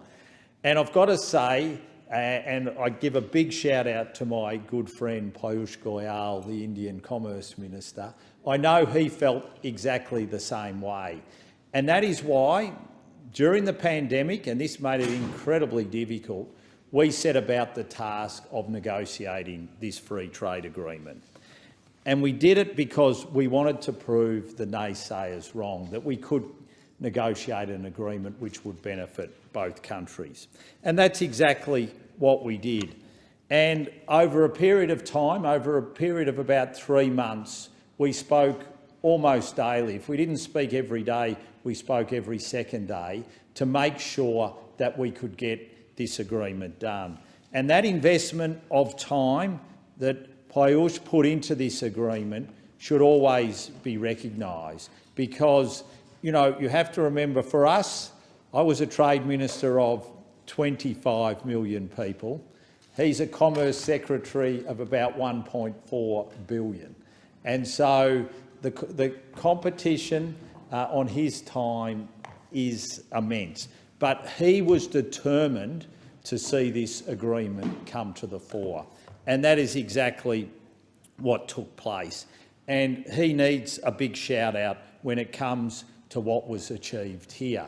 Also, we should recognise Prime Minister Modi and Prime Minister Morrison, because the unique relationship that they had meant that when the hard decisions had to be made, when we needed to discuss those very sensitive issues, we knew so that we could do it knowing that our Prime Ministers had our back. And that's incredibly important, because self-interest always comes to the fore when you're negotiating these agreements. But the support of both our leaders meant that we could put that aside, and we knew that they would support us.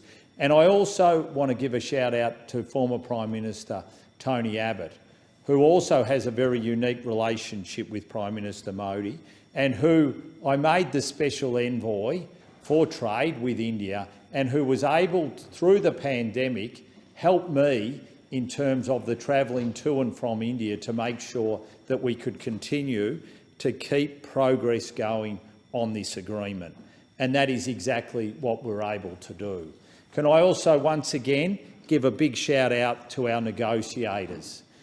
It was done, as I've said, through the pandemic. So a lot of the negotiations were done via Zoom or other secure links to make sure that we could keep things pushing along. We also had to travel to India on 3 or 4 times during the pandemic, and that obviously brings with it its own risks, and in particular means that you have to do a couple of weeks quarantine when you return home.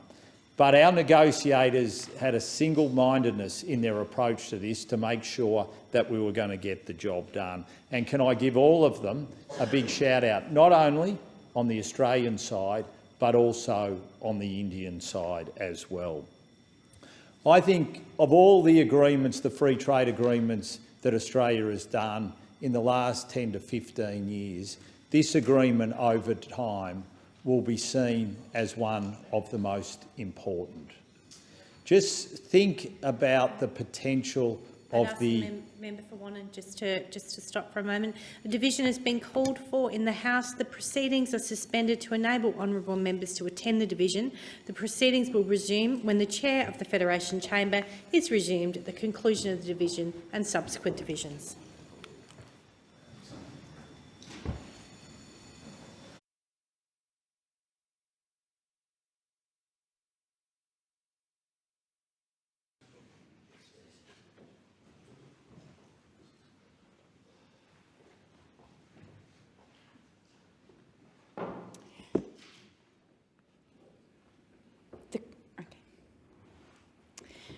The question is that the document be noted, and I call the member for Wannon in continuation. Thanks, Deputy Speaker. And I was talking about the significance of this agreement for Australia's future and India's future, and for the ties between our two nations into the future. This agreement will build a foundation which I think will enhance our relationship like no other agreement that we have seen. The economic potential of both economies, the complementarity nature of both economies means that the strength of this agreement will continue to grow and grow. There is still more to be done on the economic relationship, but this is a fantastic start, and I'm so pleased that it recommends this report that agreement be signed, put into treaty status, and we reap the benefits of it. The question is that the document be noted, and I call the member for Fremantle. Deputy Speaker, I seek leave to speak again without closing the debate. Is leave granted? Leave granted. Thank you, Deputy Speaker. And like the member for Wannon, I'm really glad to make some remarks on Report 202 from the Joint Standing Committee on Treaties, which recommends that Australia ratify the Australia-India Economic Cooperation Trade Agreement, and indeed that's already occurred, and the enabling legislation has passed through the House. It's a very significant agreement, as the member for Wannon was saying, and I do acknowledge that he was the minister in government when the agreement was signed.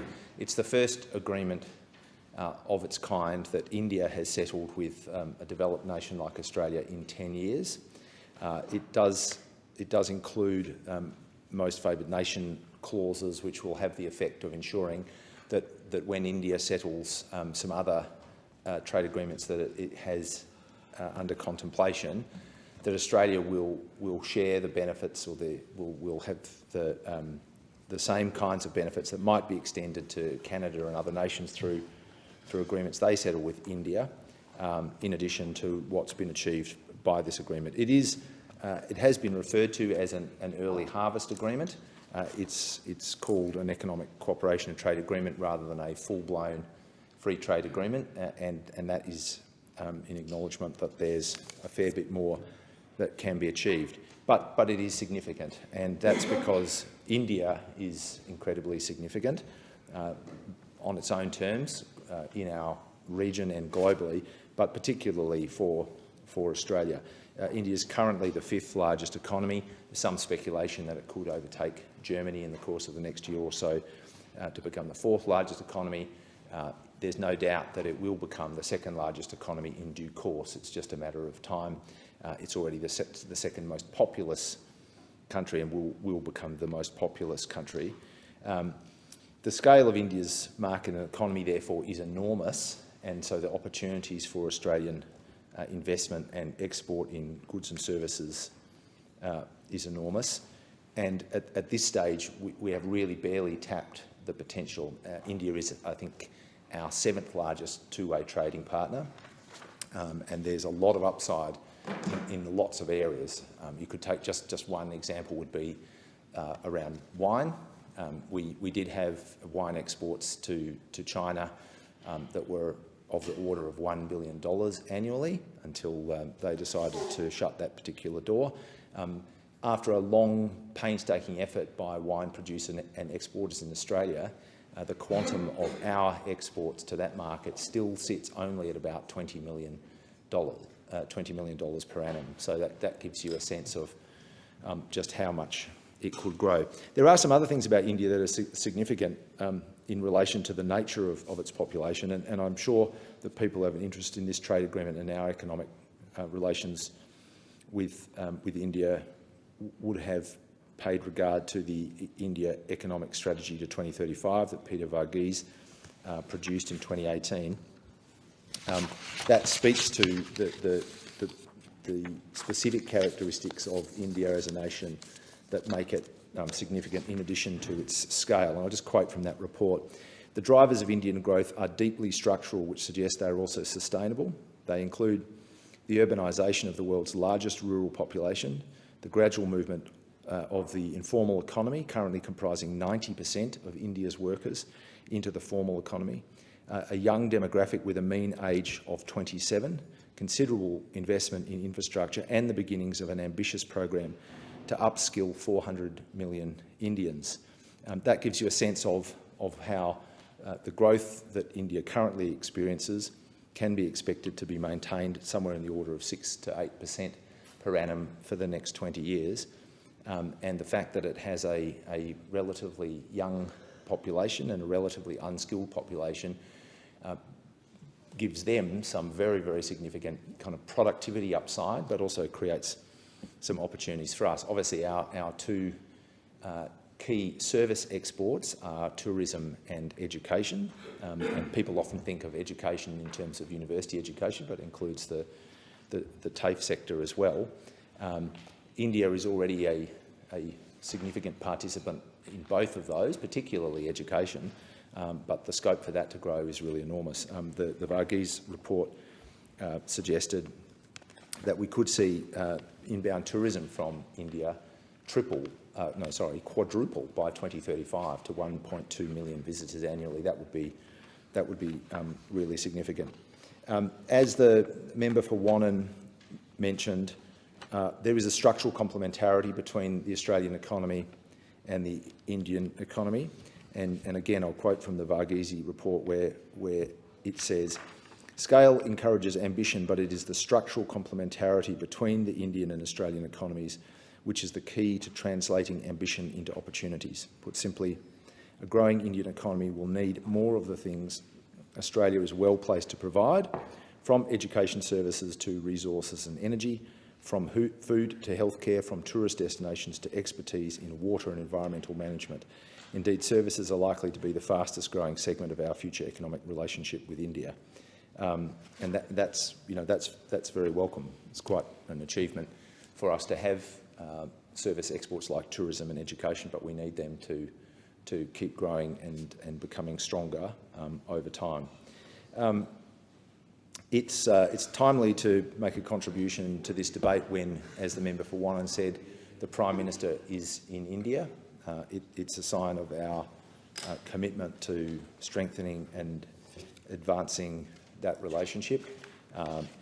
The relationship doesn't just consist of an economic or a trading relationship. Obviously, there have been very significant people-to-people links for a long time, and they are also growing.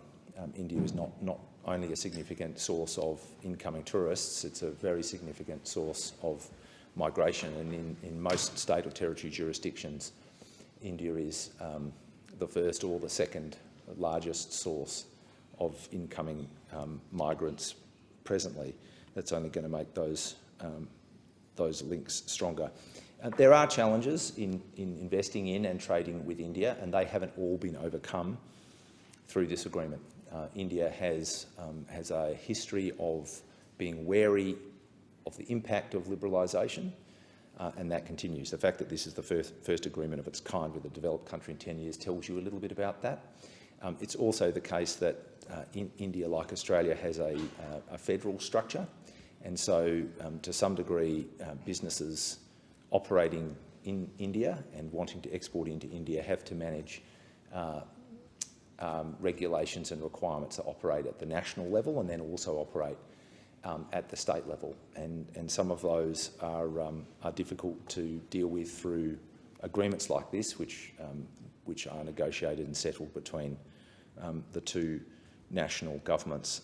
But there's just no question, Deputy Speaker, that we have a lot to gain from a stronger economic, social, people-to-people, diplomatic, development assistance, regional cooperation, disarmament and peace relationship with India.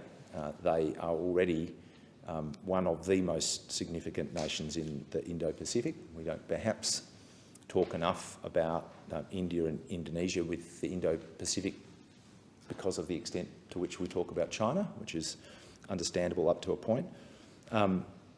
But we do need to maintain our focus looking west. I say as a Western Australian on the Indian Ocean coast that the more that we can explore and strengthen the existing and future potential parts of our relationship with India, the better it will be for Australia's national interests. So I'm grateful for the opportunity to speak again on this report. I welcome the recommendation that it made, and as I say, we have already ratified the agreement, and the enabling legislation has already passed the House. The question is that the document be noted, and I call the member for Parramatta.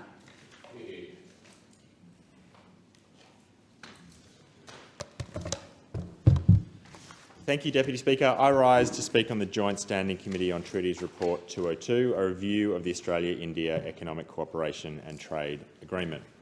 Deputy Speaker, the potential of the Australia-India relationship is enormous.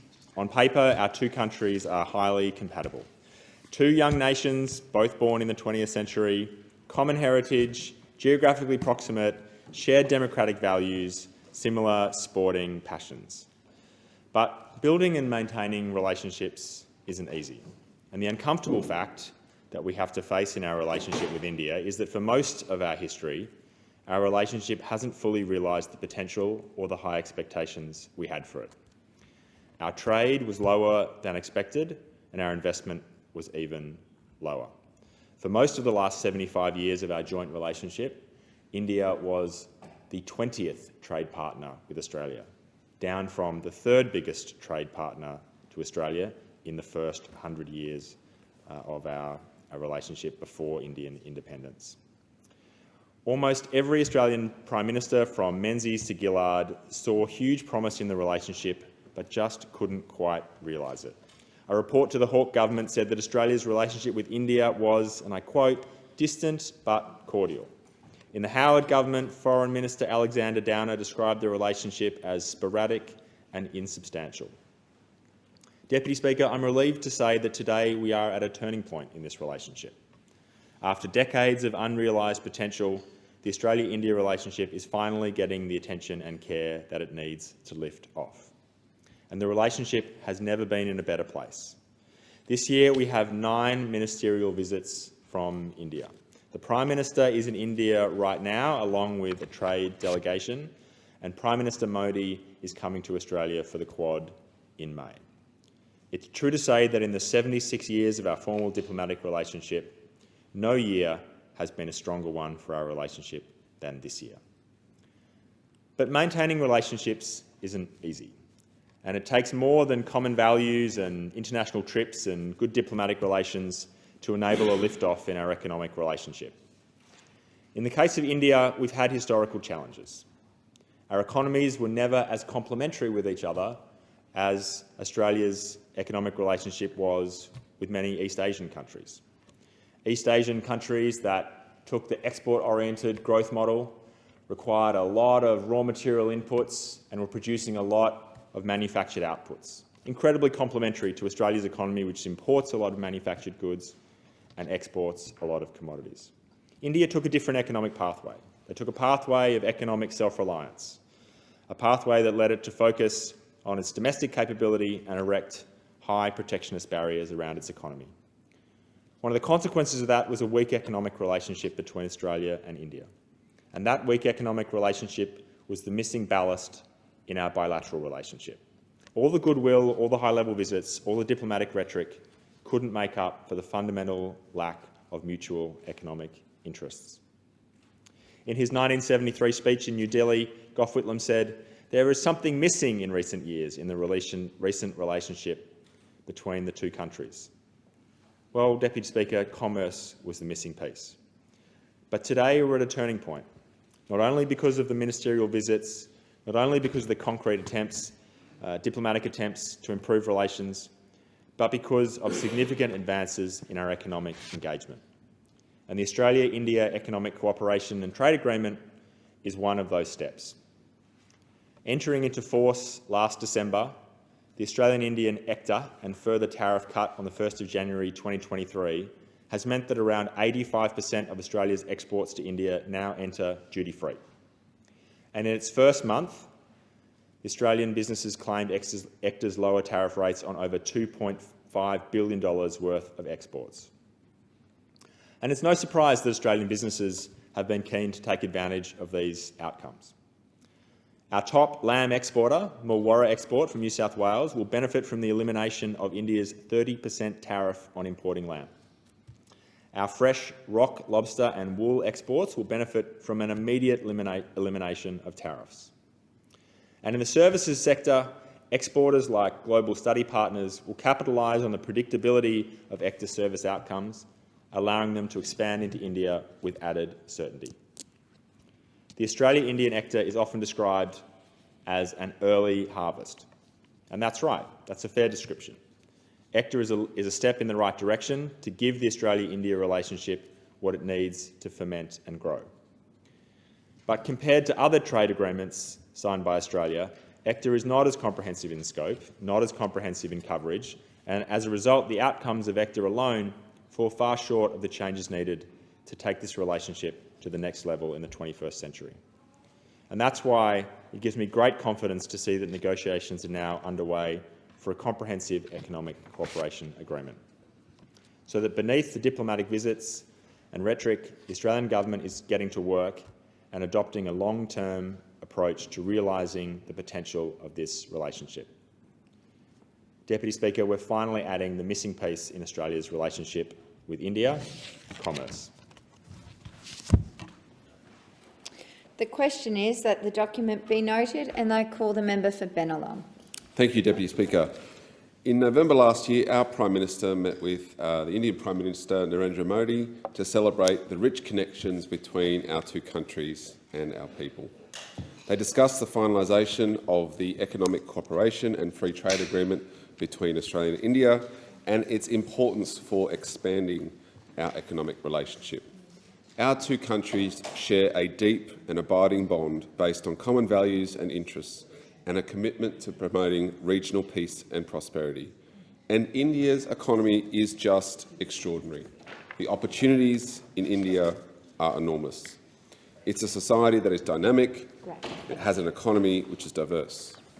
They have become the world's third largest economy measured in purchasing power parity and are considered to be one of the fastest growing large economies. Their GDP has grown from an average annual rate of less than 3% in the 1970s to an incredible 7% in recent years. And we have a large Indian diaspora in Australia, particularly in Bennelong. That represents a big plus for our business relationships and a big opportunity for enriching our multiculturalism. It serves as a national economic asset as well, providing a microcosm for the world that people can live next door to each other in harmony, of different religions, of different backgrounds and of different political views. It's a great thing that in Australia and in Bennelong we can have all faiths living all next door to each other in harmony. Our ability to all get along and relate to each other is just, as human beings, is a really strong value for us and for our nation. And because of the work our government has been doing to ensure that those values are front and centre, Australia is back at the table as a trusted partner engaging with the world. Growing our economic, trade and investment flows with India is a key priority for this government. The entry into the Australia-India Economic Cooperation Trade Agreement in December last year takes us one step closer.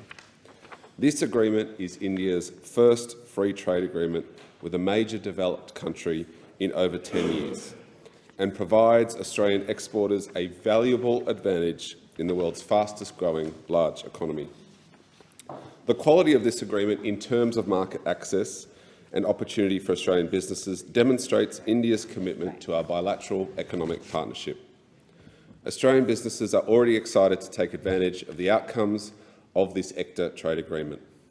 Medtech companies, and there are many of those in Bennelong, but ones such as Connect to My Doctor, have expressed their confidence that ECTA will help make their digital health platform more accessible in India.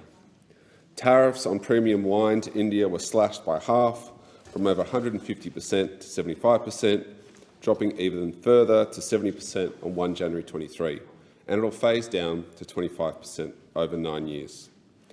India presents unparalleled growth opportunities for Australian businesses across a range of sectors, from food and agriculture, technology, medtech, as we heard, but importantly also to green energy, health and education services.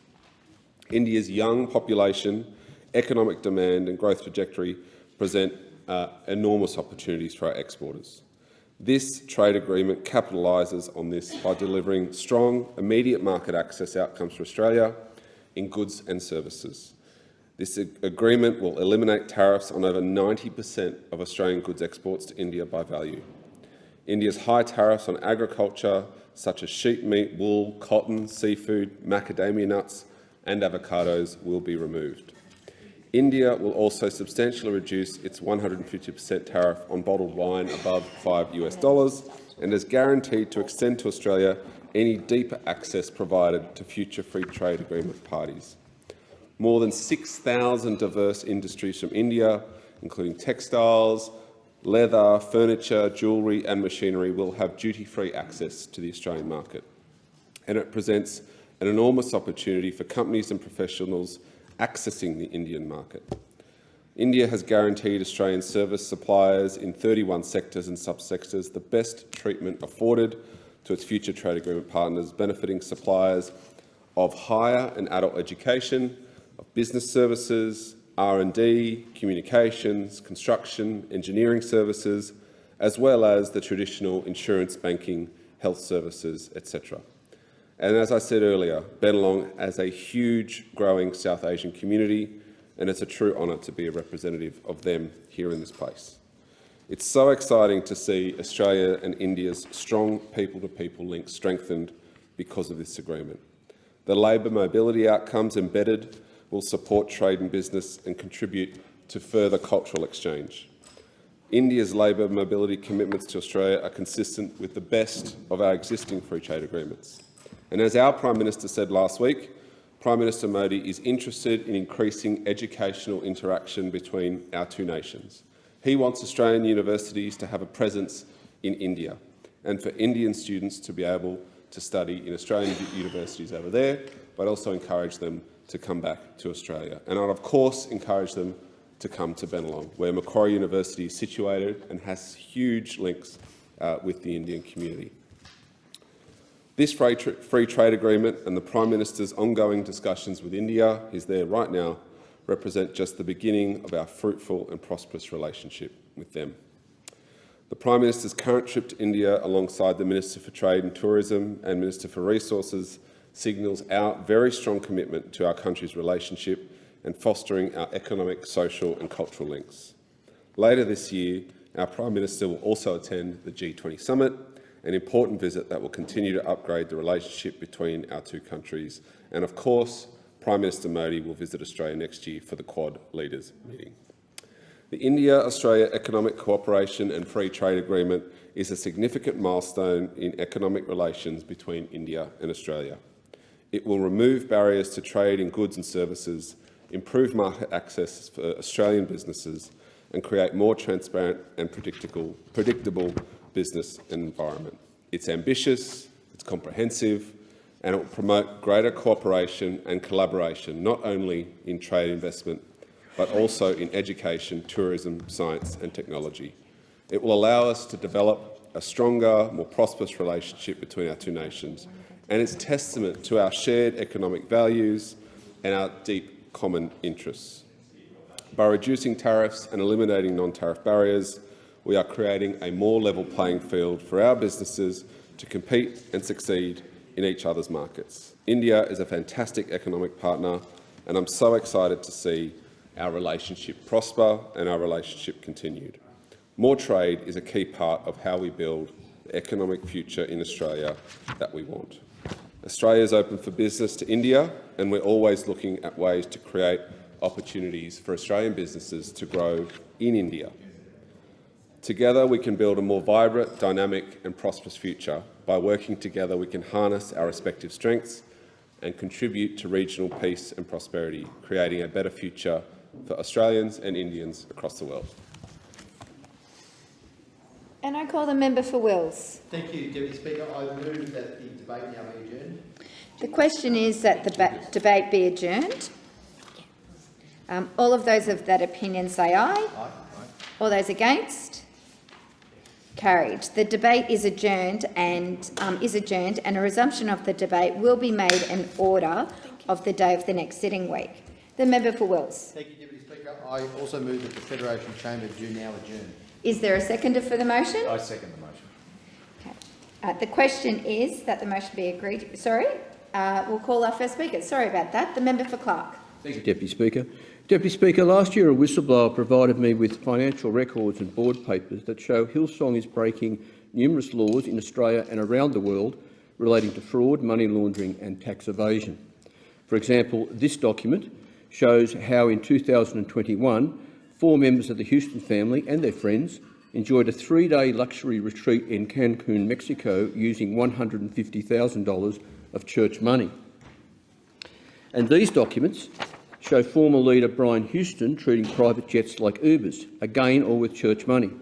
For example, in one 3-month period, Brian Houston's trips cost $55,000, $52,000, $30,000, $22,000 and $20,000. Meanwhile, the new head of Hillsong, Phil Dooley, has told church followers he only flies economy.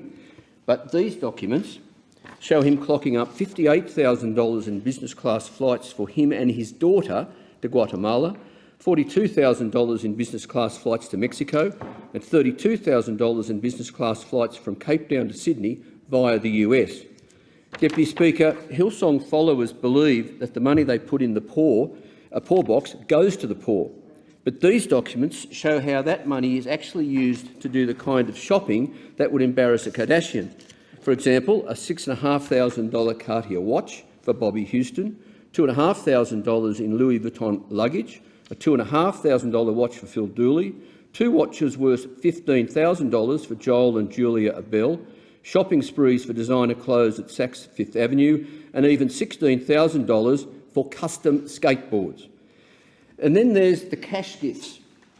For instance, $15,000 for Darren Kiddo's 50th birthday, $36,000 for Gary Clark's 30th anniversary and $4,300 for his 60th birthday, plus up to $30,000 to board members, some of whom allegedly helped cover up the sexual abuse carried out by Frank Houston, Brian Houston's father. There's also the curious payments of $10,000 each to Paul de Jong and Chris Hodges, the external pastors who investigated allegations of Brian Houston's 2019 sexual misconduct in a Sydney hotel room involving a female parishioner. Deputy Speaker, the documents also show church donations being used to pay more than $1 million a year in royalties to Hillsong musicians like Joel Houston, who's Brian Houston's son. Moreover, the documents show a $15.7 million loan from Hillsong, very unlikely ever to be repaid, which funded the purchase of Festival Hall in Melbourne. Now, at face value, this appears unremarkable, except that this is a commercial venture run by Hillsong's Community Venues Company and is ineligible to benefit from tax-deductible church donations. And all of this, Deputy Speaker, in the context of the documents also revealing Hillsong earns $80 million more in Australian annual income than it reports publicly. Deputy Speaker, the criminality isn't limited to Australia, as evidenced by these documents, which show how honorariums are used to disguise income and avoid tax. For example, US Pastor Joyce Meyer enjoyed honorariums of $160,000, $133,000, $100,000 and $32,000.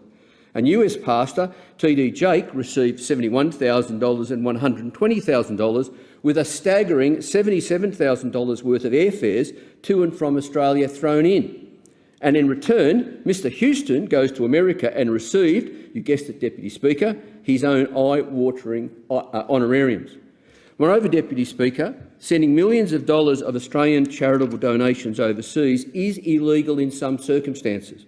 And the documents also show disgraced former head of Hillsong New York, Carl Lentz, being paid a salary of $220,000, most of it tax-free, and tens of thousands of dollars of church donations to run the New York Church's celebrity green room to cover catering and the cost of gifts for visiting celebrities. And in the UK, the documents show Hillsong Australia guaranteed a $5.5 million loan for Hillsong London to purchase the former Hippodrome nightclub, all from tax-exempt Australian income at a time when London was experiencing serious financial troubles. Mr. Speaker, Madam Speaker, Deputy Speaker, I've verified that these documents are genuine and am shocked that when offered to the ATO, ASIC and ACNC last year under whistleblower legislation, not one of those agencies acted. And that is a failure of regulatory oversight every bit as alarming as Hillsong's criminality. To remedy this, Deputy Speaker, I now seek leave to table the evidence provided to me by the whistleblower. Is leave granted? Thank you, Deputy Speaker. Okay. Next speaker. I call the member for Macquarie. Thank you, Deputy Speaker. Whenever residents in the Hawkesbury are asked what they value in their region, right up the top of the list is heritage. It came through in numerous surveys in the last decade, Greater Sydney Commission research, tourism research and surveys that I've done. Back in 2020, Hawkesbury Council itself said its survey revealed people valued the heritage buildings, and the council itself committed to retaining the water wheel and the gas lights in Windsor Mall as part of the $18.5 million livability project. Now, $15 million of that funding comes from combined federal-state funding under the 2017 City Deal. It was described as a project that would focus on river heritage, civic boulevards and vibrant people places to reinforce strengths of existing village identity, heritage and setting of key town centres. There's been enormous investment of time and energy by community members, local businesses and some councillors involved since the original working groups. I think that's why there's such disappointment about some of the aspects of the plan for Windsor, primarily that it's hard to see how the stated ambition around enhancing heritage actually translates into the plans. I think the expectations of the business owners whose livelihoods depend on this work being done effectively are very reasonable.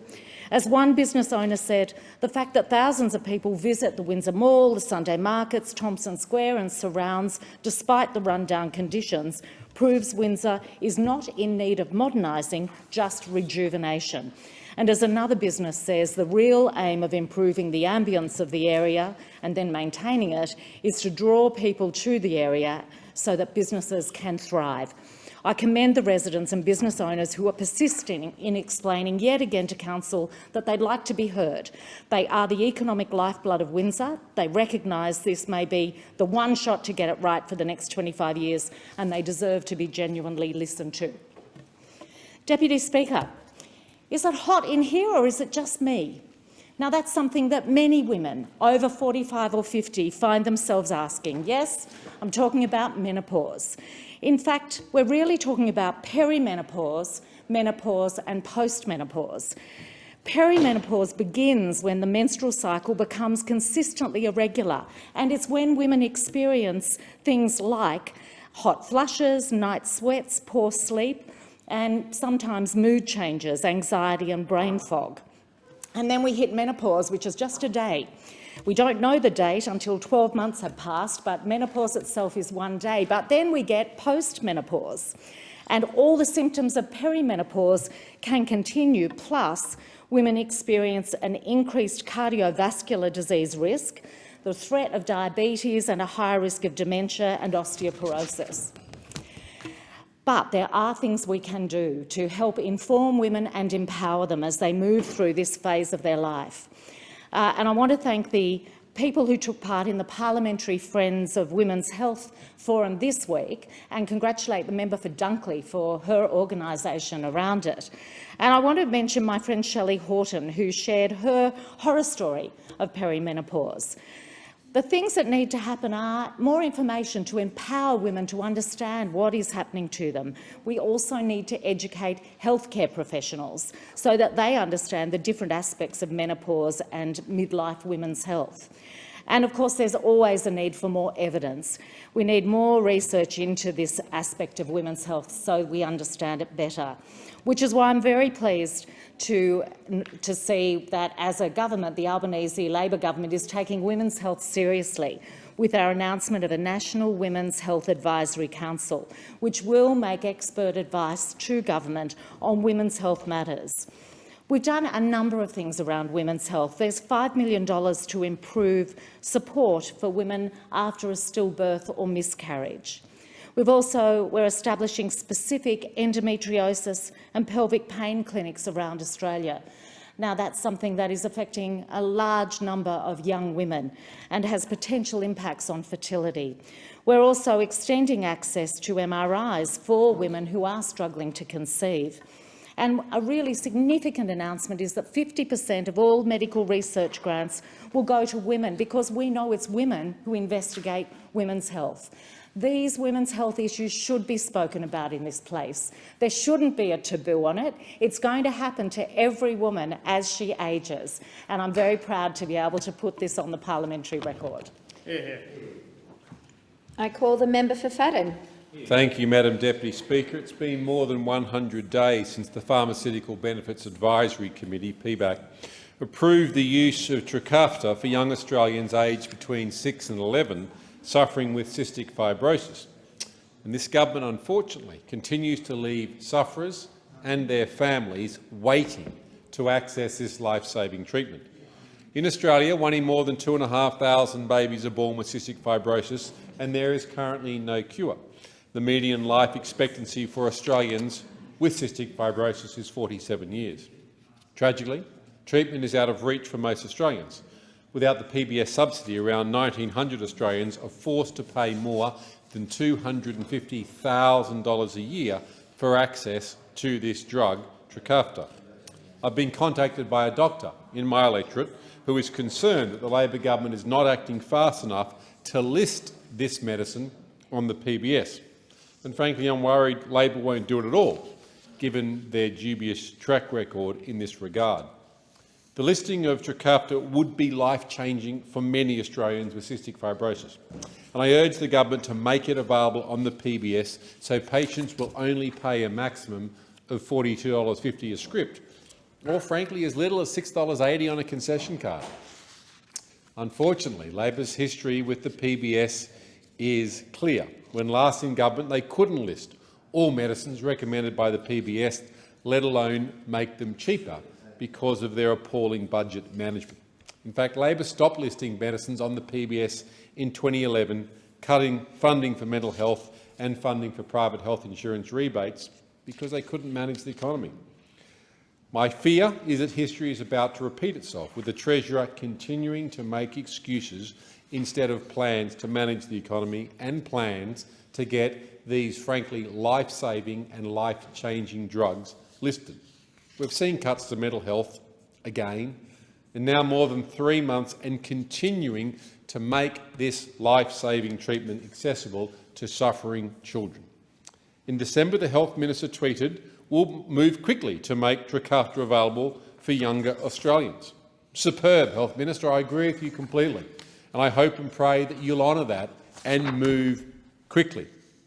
I assure the Minister that at a cost of $20,000 per month for treatment, 3 months down the track is not what families call quickly. Families are now out of pocket $60,000, Health Minister, while they wait for you as the Health Minister to move quickly. Health Minister, quickly means quickly. Doesn't mean 100 days. These are children that are desperately in need of life-changing drugs. Please honour your word. Move quickly. Every month the government waits costs sufferers and their loved ones money and precious time together. Early intervention is the key to help reduce the long-term impact of cystic fibrosis by preventing lung disease before scarring and inflammation takes hold. Now, on our side, we've got a strong record of delivering affordable, life-saving medications for all Australians, listing every drug recommended by PBAC. Since 2013, the Coalition Government approved more than 2,800 new and amended listings, an overall investment by government of $15 billion. I'm very proud that one of the final treatments listed under the PBS under the Coalition Government watch was Trikafta for those aged 12 and above. This listing made access to treatment within reach of thousands of Australians with cystic fibrosis. Can I urge the Albanese government, make this a priority. Stop the suffering that these children are currently enduring who don't have the luxury of time. I urge the Health Minister, honour your word. List it quickly. You've had 100 days. Time is up. List it now. List it this week. I call the member for Fenner. Since 1987, more than 7 million people worldwide have held the Sri Chinmoy Peace Torch, including Pope Francis, Mother Teresa, the Dalai Lama, Nelson Mandela, Bob Hawke and John Howard. The 2023 Sri Chinmoy Peace Run started in Brisbane and came to Canberra today. As ACT patron of the Peace Run, I was pleased to welcome the team to Parliament House, along with members and senators from across the parliament. The team carrying the torch in relay has included Abichoy Robertson, South Australia, Annabelle Hepworth, Australia, Ashdeep Volkart, Australia, Bakari Bataba, Mongolia, Fatima Kalkal, Guatemala, Gabrielle Quintana, Guatemala, Gesan Nascimento, Brazil, Galahak Cunningham, Australia, Hashisara Sanuto, Japan, Harita Davies, New Zealand, a three-time finisher of the world's longest race, the Sri Chinmoy 3,100-mile race, Joe Ward, Australia, Liana Tabaquera, Colombia, Mirabel Gonzalez Lopez, Guatemala, Narantua Bakasan, Mongolia, Parachanda, Indonesia, Bachar Stegeman, Australia, Sahil Wilson, Australia, Global CEO of the Peace Run, Sakura Jakar, Mongolia, Shasti Aston, Australia, Stacey Marsh, New Zealand, the National Coordinator of the Peace Run for Australia, Susan Marshall, New Zealand, women's winner of this year's Sri Chinmoy 3,100-mile race, plus thousands more Australian school students, members of community groups and clubs, along with citizens of all walks of life who've held, walked or run with the Peace Torch. The organisers are inspired by Sri Chinmoy, founder of the Peace Run, As they put it, his vision of a dynamic global event in which each and every citizen can participate and offer their heart's aspiration for peace continues to grow and offer ever-blossoming inspiration, hope and happiness. Deputy Speaker, peace has always been important to me. One of the earliest political activities that I joined were the annual Palm Sunday peace marches from Hyde Park in Sydney to the Domain. I enjoyed conversations with our family friend Kevin Clements, now Foundation Chair of Peace and Conflict Studies at the Toda Peace Institute and Foundation Director of the National Centre for Peace and Conflict Studies at the University of Otago. Kevin has devoted a lifetime of research on reducing conflict around the world, inspiring scholars and policymakers to devote more attention to peace building. One aspect of peace building is crime prevention. On International Women's Day yesterday, parliamentarians stood in silence to honour the women and children who are the victims of domestic and family violence. We also need to reform the criminal justice system to ensure prisons do a better job at rehabilitation and are not a revolving door to reoffending. Another aspect of peace building is averting wars. As wise generals know, one way of averting war can be through effective diplomacy and strong foreign aid programs. Australia also has a proud track record of working to reduce the scourge of nuclear weapons. In the 2021 book, What's the Worst That Could Happen? Existential Risk and Extreme Politics, I highlighted the danger that nuclear war could end humanity. The odds of this happening in the coming century are around 1 in 1,000. How many of us would get on a plane with a 1 in 1,000 risk of crashing?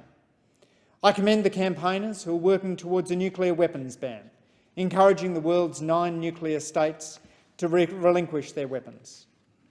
We talk a lot in this place about the military, but avoiding conflict should be the ultimate goal. In Ukraine, Myanmar, Ethiopia, Afghanistan, Congo and Nigeria, conflict claimed thousands of lives last year. Australia has a powerful role to play in supporting peace around the world. Finally, I want to acknowledge the special work of Prachar Stegeman in not only supporting Sri Chinmoy, but also Canberra's endurance sport community. The first event I did, which was organised by Prachar, was the 1989 Canberra Long Distance Triathlon. Since then, I've done dozens more, including last year a 12-hour track run at the AIS, a 100-kilometre ultramarathon around Canberra and a 10-kilometre Lake Burley Griffin swim. Prachar's ever-smiling generosity and organisational nous are a gift to those of us who enjoy pushing our bodies to the limits. Finally, on Canberra Day, Monday the 13th of March, I hope that all Canberrans will join the Sri Chinmoy Fun Runs at Acton Park, coinciding with the official closing ceremony for the Australian leg of the Peace Run for 2023. I call the member for Forde. Thank you, Madam Deputy Speaker, and I rise to speak today about the plight of a group of constituents in my electorate of Forde, led by Cameron and Alexandra Hoswell of Greenbank. Now, as we all know in this place, Madam Deputy Speaker, we've had several years of floods and cyclones across large parts of Australia. And also in Logan last year, we had the floods that hit in February, and Cameron and Alexandra were mostly unaffected, or were unaffected, just like their neighbours on the surrounding properties. Their properties had maybe some water over it from a local stormwater drain.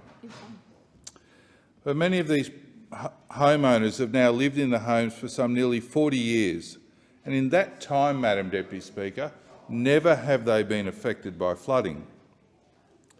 But it wasn't until they started shopping around for some different insurance policies that Cameron and Alexandra were told they could no longer be insured with a normal insurer. So they, of course, asked a sensible question, why? And as it turned out, it's because their property has now been classified as being on a floodplain.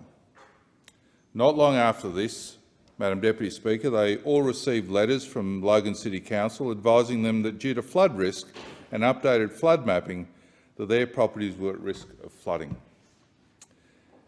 Now, it is a matter of fact, Madam Deputy Speaker, that Logan City Council has quite rightly sought to update its flood mapping as a result of the floods of last year and also of the floods of 2017. And I have no issue with the council doing that.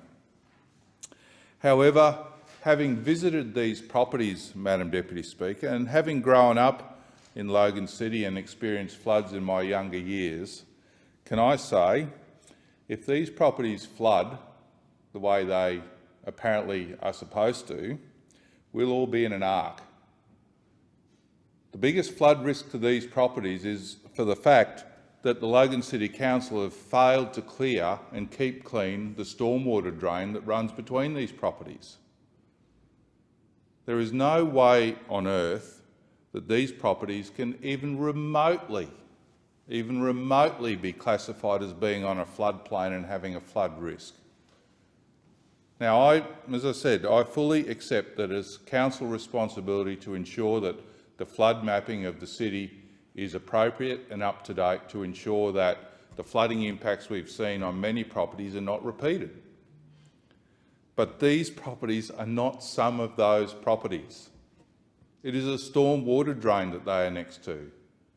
If the council actually took the time to go down there and get their contractors to clean out the stormwater drains and remove all the rubbish and dead trees and accrued gravel and all sorts of other things, and maybe fix some of their pipes in the process, this would not be an issue for these properties, let alone under any other manner. So, Madam Deputy Speaker, I call on the Logan City Council to actually take the time to go out and meet with these residents, because these residents have been seeking meetings with council officers and their local councillors to have this issue resolved.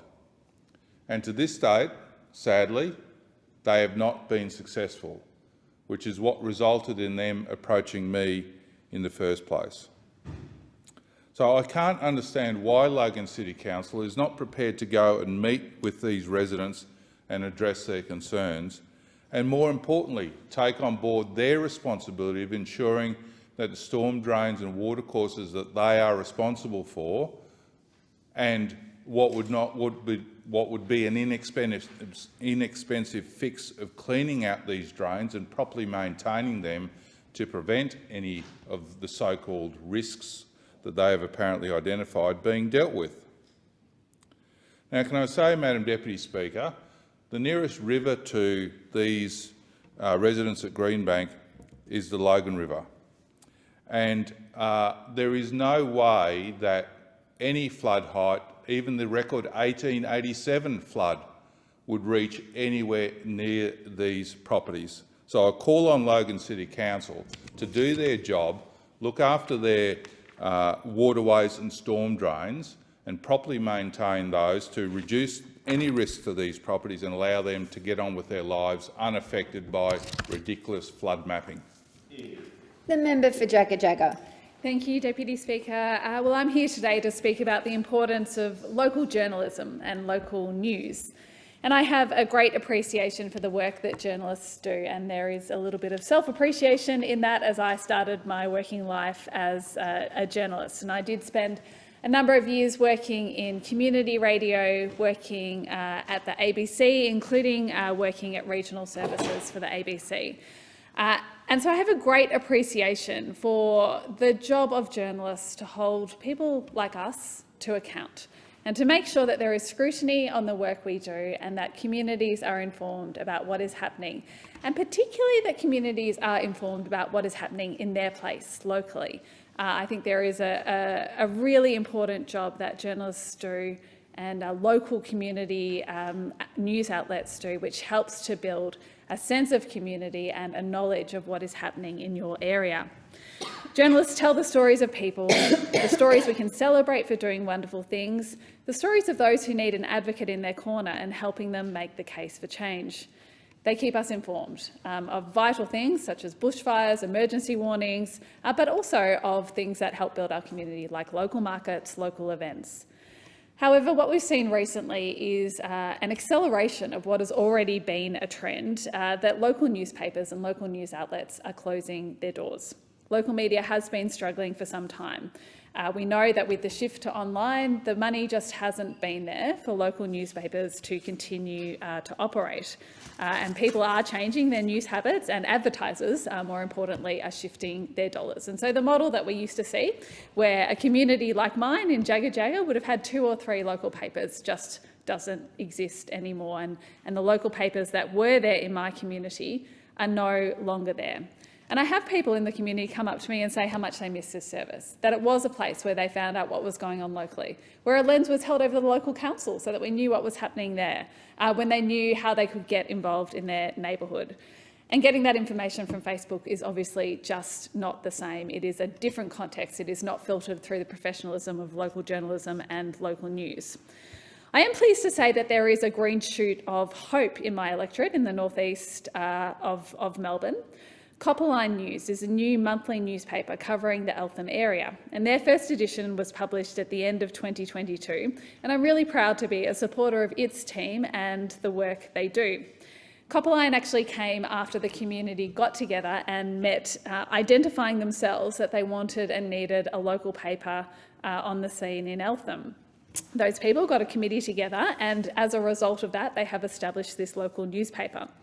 So I'm really pleased to support Copperline, and I know that across my electorate there are many other areas where people would be, I think, keen to do similar and are probably looking for support to do similar. And I think that is something that across Australia we should absolutely be looking as a government to think about how do we support these initiatives and make sure that local news continues to be a part of our landscape. It's not just in my electorate that there are some green shoots. The stories of local journalists who had their local paper axed by one of the media companies, but who have now said, hang on, I can still tell my local stories, I can still be a part of this really important resource for my community, whether this be in print or online. There are a number of communities where this is happening. But of course it is a tough ask for these people to step in where once established news organisations were, and to set up their own newspaper, whether that be online or whether that be in print. I recently here in Canberra had a meeting with the Local and Independent News Association, LINA, who have recently formed to try and help local operators of independent news online and to highlight the fact that these people really are trying to fill that gap, and they are doing it with not that much support. So, and also to encourage others to do this in their own communities. So I place on the record my support for the work they're doing and encouragement to continue that up. Deputy Speaker, I am a proud supporter of public interest journalism, and it is something our government is investing in. We have delivered a dedicated $15 million grant program supporting over 200 publications operating in the regional and local news space. And we are doing work to get a better idea of our news media landscape and what that looks like in our country. There is more work to be done. It is important for our communities. It is important for our democracy. It is important for how people see the work we do in this place, the work that happens in their local communities. And I am hopeful that we will see more initiatives like Copperline in my community to bring us our local news. The question is that the debate be that the motion be agreed to. All of those of that opinion say aye. Aye. All those against? Carried. The Federation Chamber stands adjourned until 10:30 on Monday, the 20th of March.